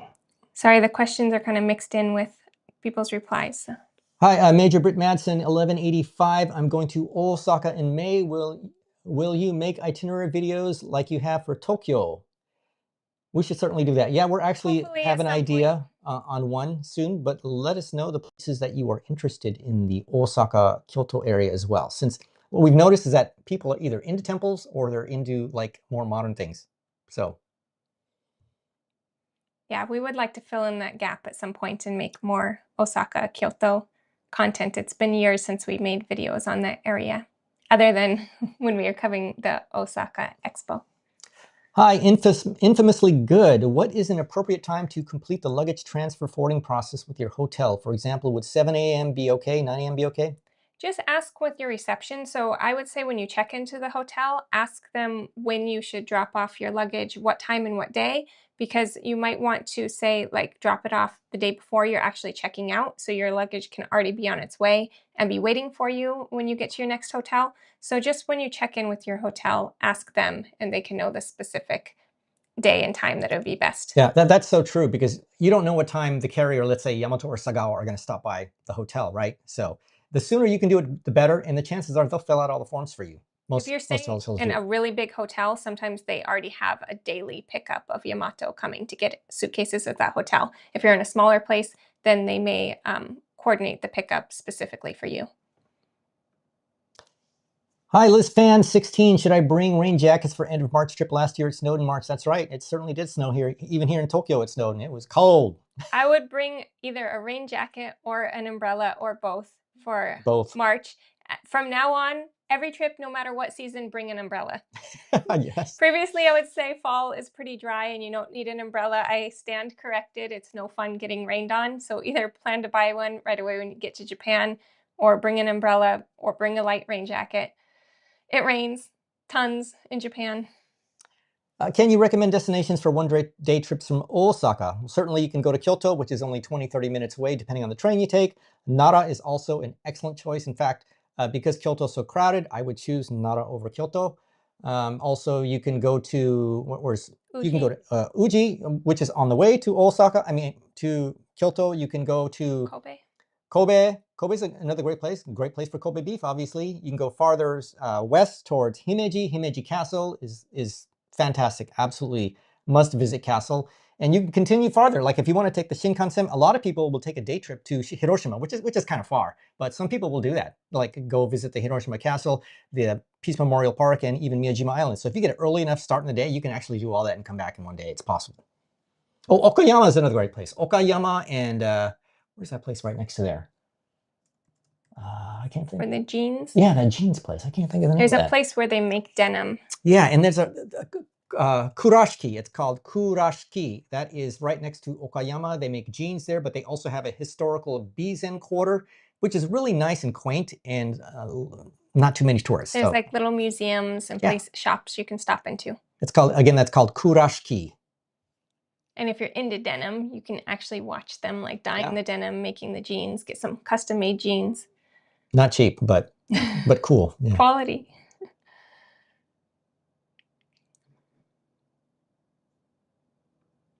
This is a really good question here. If I can get it to show up. Oops. Hi, Karis. Matacross, sorry for butchering your name. Can we rent bikes or wheelchairs?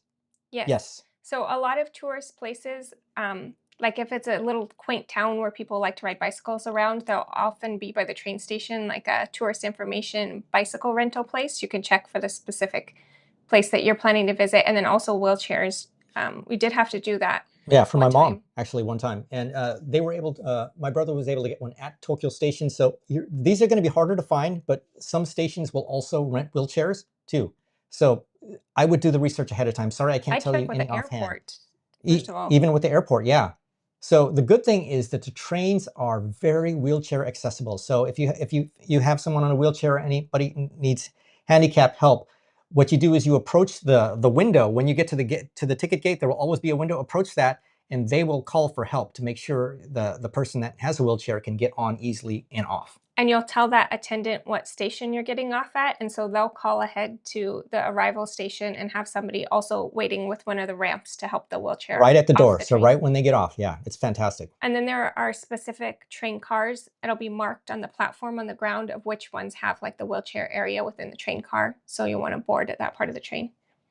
And also, some passes, some JR passes also offer bikes for free for rental. So if you are looking into get like one of the regional passes, read through those. Some of them have rental bikes that are included.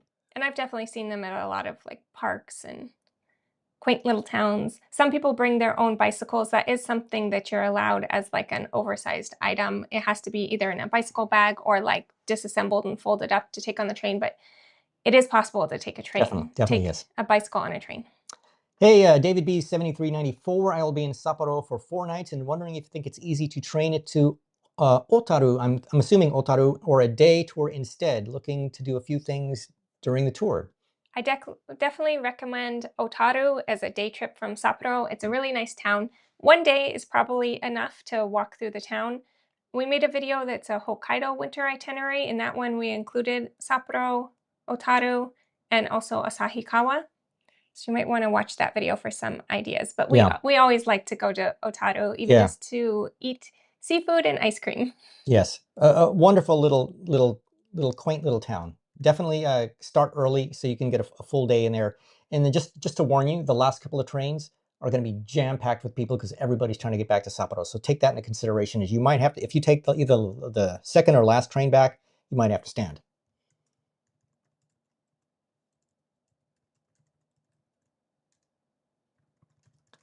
Hi, DBS12. Also, regarding vitamins, most vitamins are okay. If you have any concern, again, please email that Yakan email address that is linked in the video on that, and they will be able to answer your question. You should do that anyways, just for your own peace of mind. I just put the link to our Hokkaido winter itinerary. Even if you don't follow that exact route or itinerary, it just gives you some ideas of the towns you could visit. Hey, Chocoholic, regarding the Shinkansen reservation, we'll travel during Sakura season and found out that reservations can only be made 1 month out, which is correct. Should I buy the ticket now or wait 30 days out? Appreciate you both. Well, if you buy somewhere like Klook, it could allow you to pre-order, but then they're not going to actually purchase your ticket until you enter that 30-day window. So if you really want to make sure you get to select your own seat and know for certain you have a seat, then I would wait until you enter that 30 days or 1 month before your date of travel and go ahead and buy your Shinkansen tickets at that point. And yes, if you're traveling during that season, I would buy them right away. I usually mark my calendar, so there's like a whole list of things to do 1 month before my trip. Maybe I'm booking trains, booking like certain attractions, maybe a kimono rental. Like the 1 month mark is a good time to make a lot of your reservations for your trip. Hey, Mistype 180. I'm spending about a month in Japan in February, starting from Sapporo and ending in Kagoshima. Wow, hitting places like Aomori, Tokyo, Kyoto, Osaka on the way. Any advice? First time. Have a wonderful time. That's going to be an amazing trip. Since you're doing that, I'm wondering if you might be getting the whole Japan Rail Pass, either the 14 or 21 day, because that's a situation where getting the JR Pass would actually be good to have. Yes. It's going to be cold.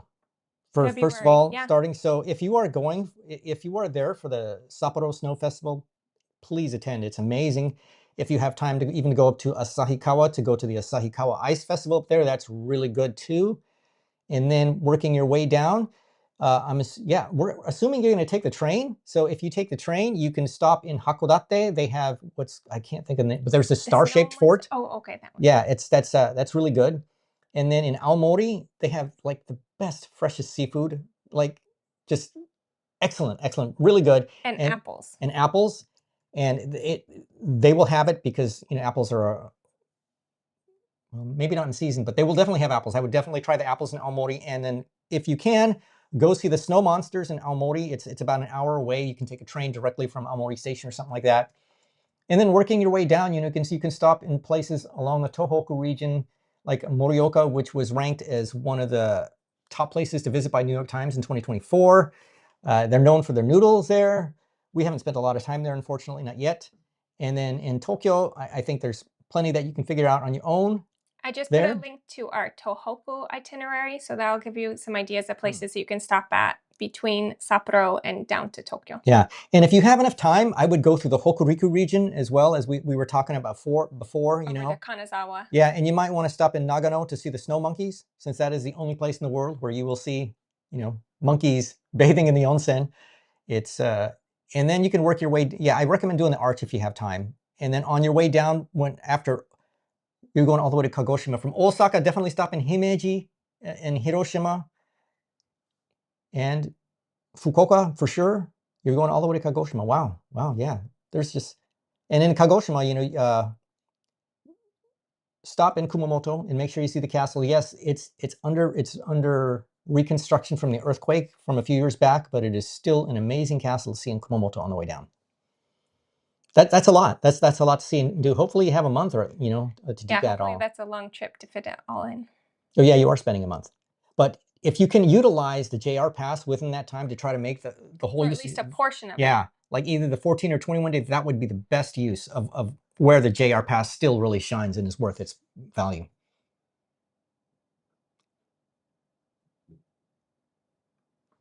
Okay, from Sakura Kravitz 4981, when you are in the different cities, do you always carry your passport or do you leave it in your hotel? So this is a repeat, but yes, in Japan, foreign tourists are required to carry their passport with them at all times.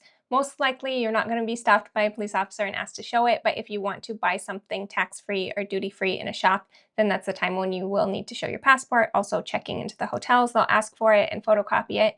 So yes, you're supposed to carry your passport with you at all times. Hi, look, no book. The wife and I like to drive. Can we drive in Kyoto and Osaka? Is parking at tourist sites doable? So while we do drive in Japan sometimes, I personally would not want to drive in Kyoto because there is a lack of parking. However, a friend of ours just did recently and he said he loved it. So it really is up to you. There will not be a whole lot of parking and you will pay a premium for parking whenever you do find a parking spot. Even at hotels, most hotels will charge you an extra fee to park your car. So take that into consideration. And if you've never driven on the left side of the road before, take that into consideration as well. And the streets in Japan in general are narrower also. And make sure you get your international driving permit while you're in your home country to bring with you. Which means that you need to make sure your passport has that visitor stamp as well. We are planning at some point to do a video about renting a car in Japan. We got our international driving permits just for that purpose. Hi, Skank Hunt 42. Can you go over taxi etiquette? Is it like New York City where you have to do is raise your hand, or like many things in Japan, is it customary to book taxis on the Go app? So you can certainly just raise your hand. Very easy to do.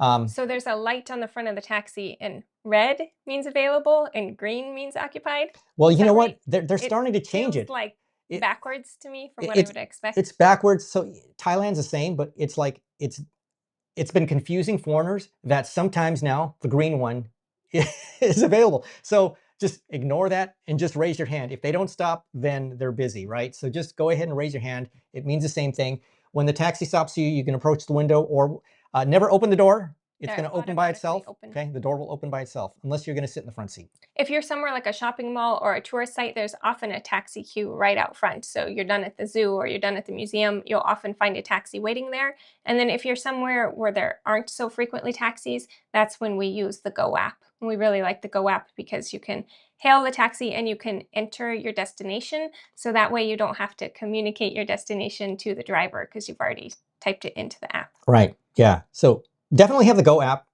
That is still one of our top recommended apps, is to have the Go app. It's super useful, especially when you need a taxi.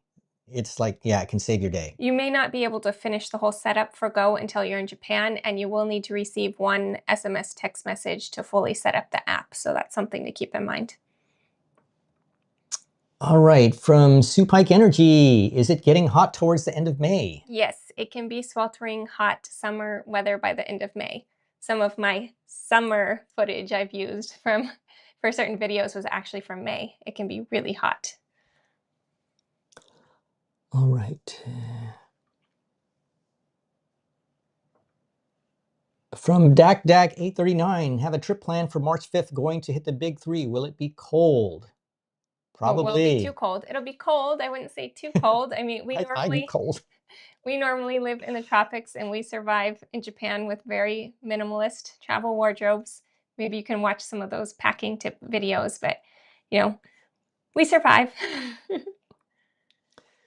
Rank 1839, question, is it better to go to Chinatown in Yokohama at night?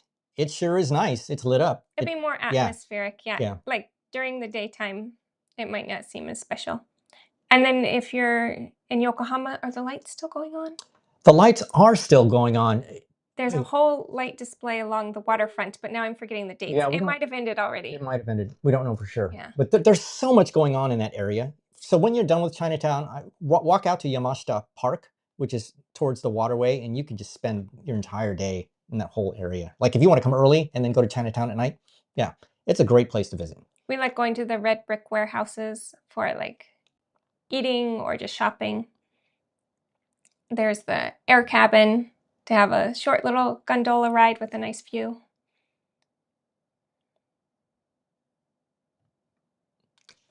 Hi, Michelle Harris, 312. Can I reserve a pocket Wi-Fi to pick up at Haneda and return to Narita upon departure? What would you recommend? Yes, it depends on the carrier. So for sure you can do it with, I believe, with both Ninja Wi-Fi and Sakura Mobile and Japan Wireless, the three that I do recommend. With all of those, I believe you can do that with them. Just check when you go in to rent to see it, but I'm pretty sure all three of those you can. Okay, we're going to have to call it pretty soon because our battery is, my phone battery is going to die here, but we got a few more minutes, so we're going to try to answer a few more questions here for you all. And if we don't get to your question during the live, you can type it down in the comments section below the video, or you can always ask a question on any of our other videos on our channel. We're normally very good about getting back to you. I did take a holiday break for a couple weeks there where I haven't been responding, but we're normally good at responding to the questions on our videos. All right, from Abigail Salami, 8053. Hi, I am heading to Japan in February. I attempted to set up the Go app, but it's asking for a Japanese number. It doesn't have to be a Japanese phone number, but you do need to provide a phone number. So I used my US number, and then I'm able to get text message because I have Google Fi. So somehow you're going to need to get like a text message probably once you're in Japan to your phone number. For us, it didn't require a Japanese phone number, it just required a phone number. Yeah, just a phone number. All right, from Paul Venditelli, 7179, is KO Plaza Hotel in a good location? Yes, that is one of our top recommended hotels because it's in Shinjuku, which is really convenient. If you're near Shinjuku Station, that's a great place if you want to take a side trip over to Mount Fuji 5 Lakes area or Hakone, because a lot of the trains and buses depart from Shinjuku Station. Yeah. It's also right next to a smaller station, so if you want to avoid the madness of Shinjuku Station, you can actually, there's a station, I can't think of the name of it right now, but right next to it. And it's also right across from the government building, which has the free observation deck, as well as the free nightly LED show. So it's a fantastic place. Yeah. It's also near Chuo Park if you happen to have kids or kids like that park. Or if you just want to hang out in the peace, because like it's madness once you go to the east side, but on the west side, it's a lot more peaceful. Yeah, so it's a great park. We like Shinjuku. We like the parks and quiet part of Shinjuku rather than like the nightlife busy half of Shinjuku. From Abigail again, for charging outlets, is it the same as Canada or do I need an adapter? I'm not sure what is in Canada, but in Japan, it is a 2-prong only. I wish I can show you. So if you're from the US, type A 2-prong will work. I'm not sure what Canada uses. Yeah, you're not going to see a 3-prong. It would be very rare. So if you plan to bring an appliance that requires 3, make sure you bring an adapter that can take that. So type A 2-prong is what most of the outlets in Japan are. Hi, Sharu desu. Do you have any tips for visiting Fuji-Q Highland? It's an interesting amusement park where you can get into the park for free, but then you would pay for each ride separately. So if you only want to ride 1 or 2 roller coasters, you could do that.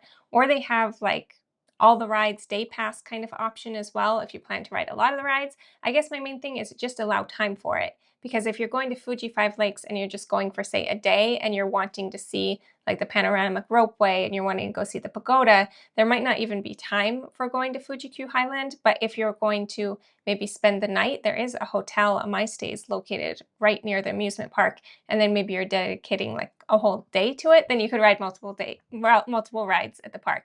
If you're there for like 1 day trip, you might barely even be able to squeeze in 1 ride. Yeah, and depending on the type of season, it can be crowded there too, like some of the rides. So they have some insane roller coasters there that I would never, ever get on. So if you're into that, I think you're going to have a good time. Yeah, I don't like the scary roller coasters, so I rode like 1 ride, and then they have a little Thomas Land for Thomas Land there kids, too for kids. and Yeah, our which is kids nice. got like our kids did the Thomas Land portion. I do want to stay sometime at the Fuji-Q My Stays hotel because I think that's a really good location. Excellent location. And you might also want to consider the time of year because it can get really cold in that area too. Like right now, there's snow in that area. So. Panda Bear 85, can I buy the normal Suica or Pasmo at Haneda Airport? Can't remember if you've addressed this. Yes, they are both available right now. You can get the regular Suica or the Pasmo at Haneda Airport from the vending machine. I checked like 2 weeks ago. They're there. If you watch our recent video about riding trains in Tokyo, I think he showed where to get those at the airport.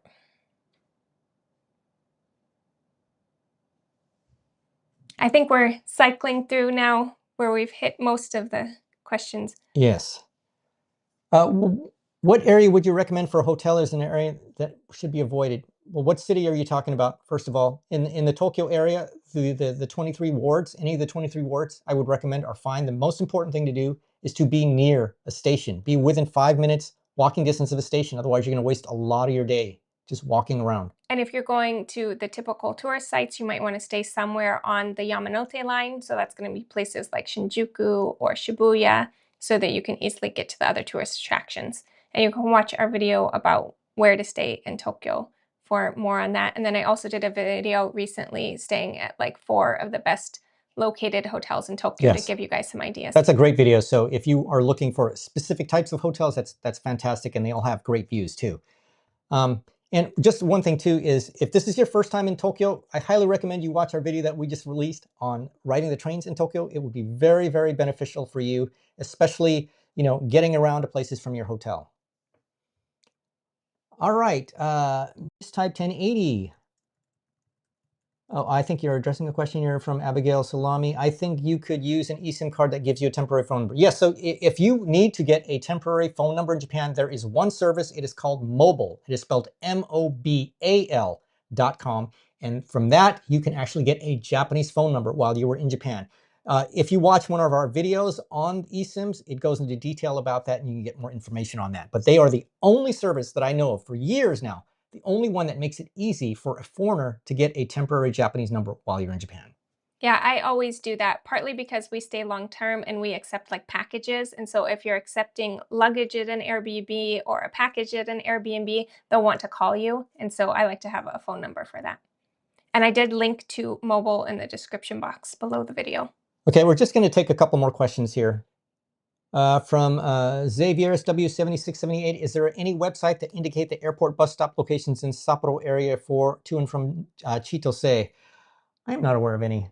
Are you? Is that something you can look on Google Maps for? The airport bus stops. So you're looking for like the airport limousine bus? Probably. Airport.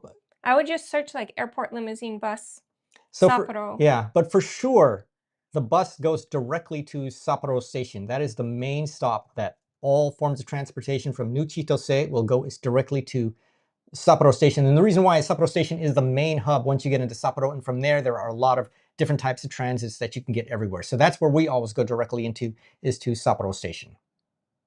But yeah. Or you can just do a search online to see what else is available. But from Google Maps, you can actually find out a lot of information.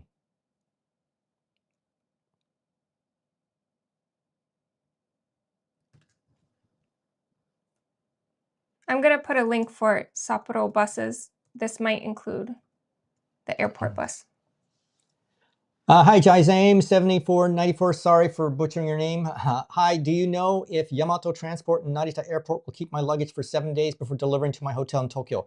In general, all Yamato Transport locations will hold your luggage for 7 days, but you need to indicate that in the forms. Okay, so this is actually a really good hack that we use sometimes.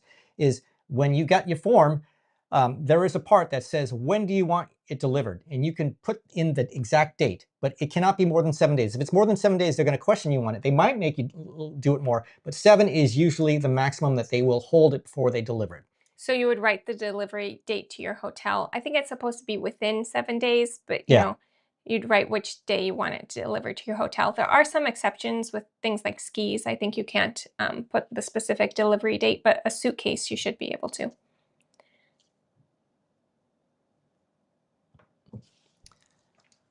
From Adriana Cervantes, can you use one IC card for multiple people, or do I need individual cards? When you're using an IC card to pay for public transportation, each person must have their own separate card. So if you have kids, ages 5 and younger, they don't need to pay for most of the public transportation. If they're 6 to 11, they could get a child IC card. And if you're like 7 or older, then you should have your own IC card. You only need one per person, whether you have one plastic one or one mobile one.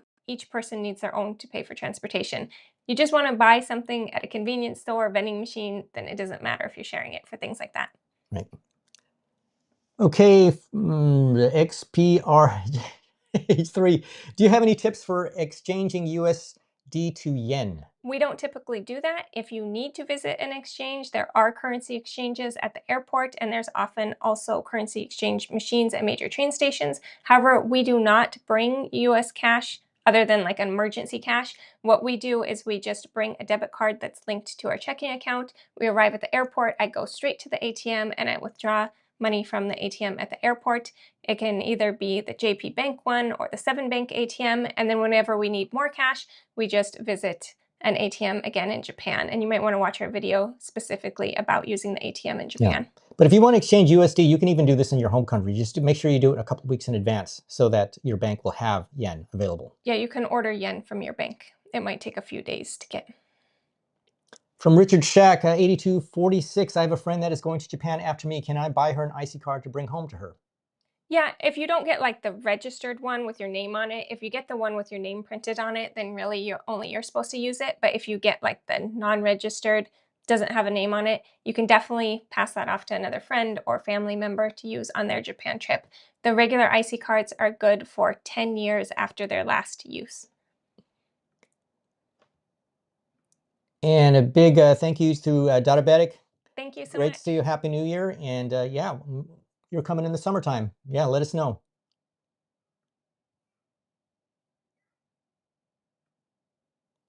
Oh, and to go along with that ATM, I either take out 50,000 or 100,000 yen when we land.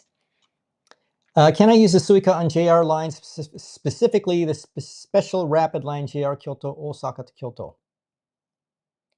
In general, you can use Suica, yes, on JR lines, so it doesn't have to be just for the Tokyo area. You can also use your Suica card in the Osaka area, or if you get Nyokoka in Osaka, you can use it also in Tokyo. I'm not so on this rapid line, it'll be fine. It'll be fine. Rapid lines are fine. It's like basically the Shinkansen is one where it gets really complicated and where you should not try to do that. That's a whole nother can of worms, so we won't go into details on that. All right.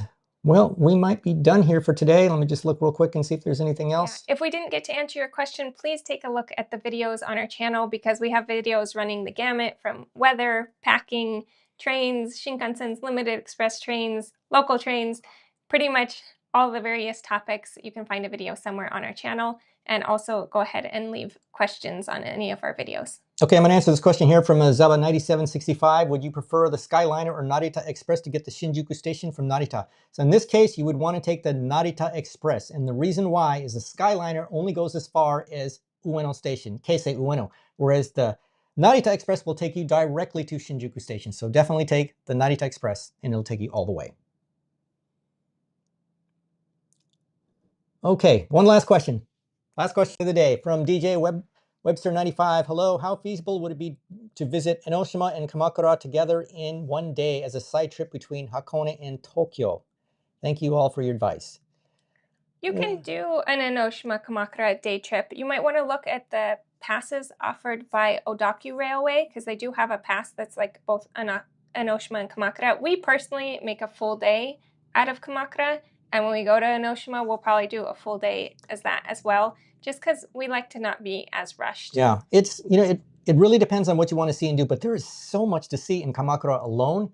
And if you go on a weekend, it's going to be 10 times more crowded than if you go on a weekday. So take that into consideration. If you can, if you want to do them both on the same day, try to go on a weekday if possible. All righty. So you know what? I'm going to answer this one last question because I think it's important. And then this is the absolute last one. Here, hi, from AP 2445. Tokyo to Sapporo round trip, do you prefer flight or Shinkansen, or a one trip by flight and one trip back by Shinkansen? So it really depends. Yeah, from Tokyo to Sapporo, you want to?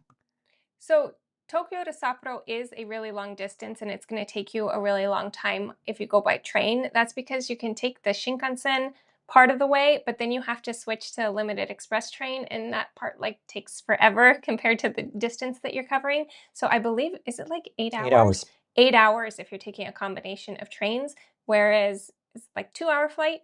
Yeah, like a 2-hour flight. So doing one and the other is, I think, a good idea because it is a beautiful ride. We like it. Like sometimes we've taken the Shinkansen just to not have to worry about the weight restrictions for carry-on bags on an airline. So if you fly, you do have to like go through security, think about how much your bags weigh. It'll still be a lot faster flying. So it's kind of up to you. Do you want the faster option, just fly and get there? Or do you like spending a day on the train, bringing some food along with you and enjoying the train ride? If you fly a low-cost carrier within Japan, be aware of how much your luggage can weigh that you bring with you on the airplane. So if you're going to fly like Jetstar or Peach, those are the two main ones that fly up there. Yeah, they're going to weigh your bags and they're going to even count them. So take that into consideration. Okay, our battery's about to die here, so I think we're going to have to sign off for this. Thank you, everybody, for participating today. And thank you so much for the nice comments and for people helping out in the chat. We really appreciate it. Yes, those of you who go to Japan and come back and let us know how your trip went, we really do appreciate that. It really motivates us to keep making these videos. Yes, thank you so much, everyone. And we'll see you again in the next one. Happy New Year. Happy New Year. Bye.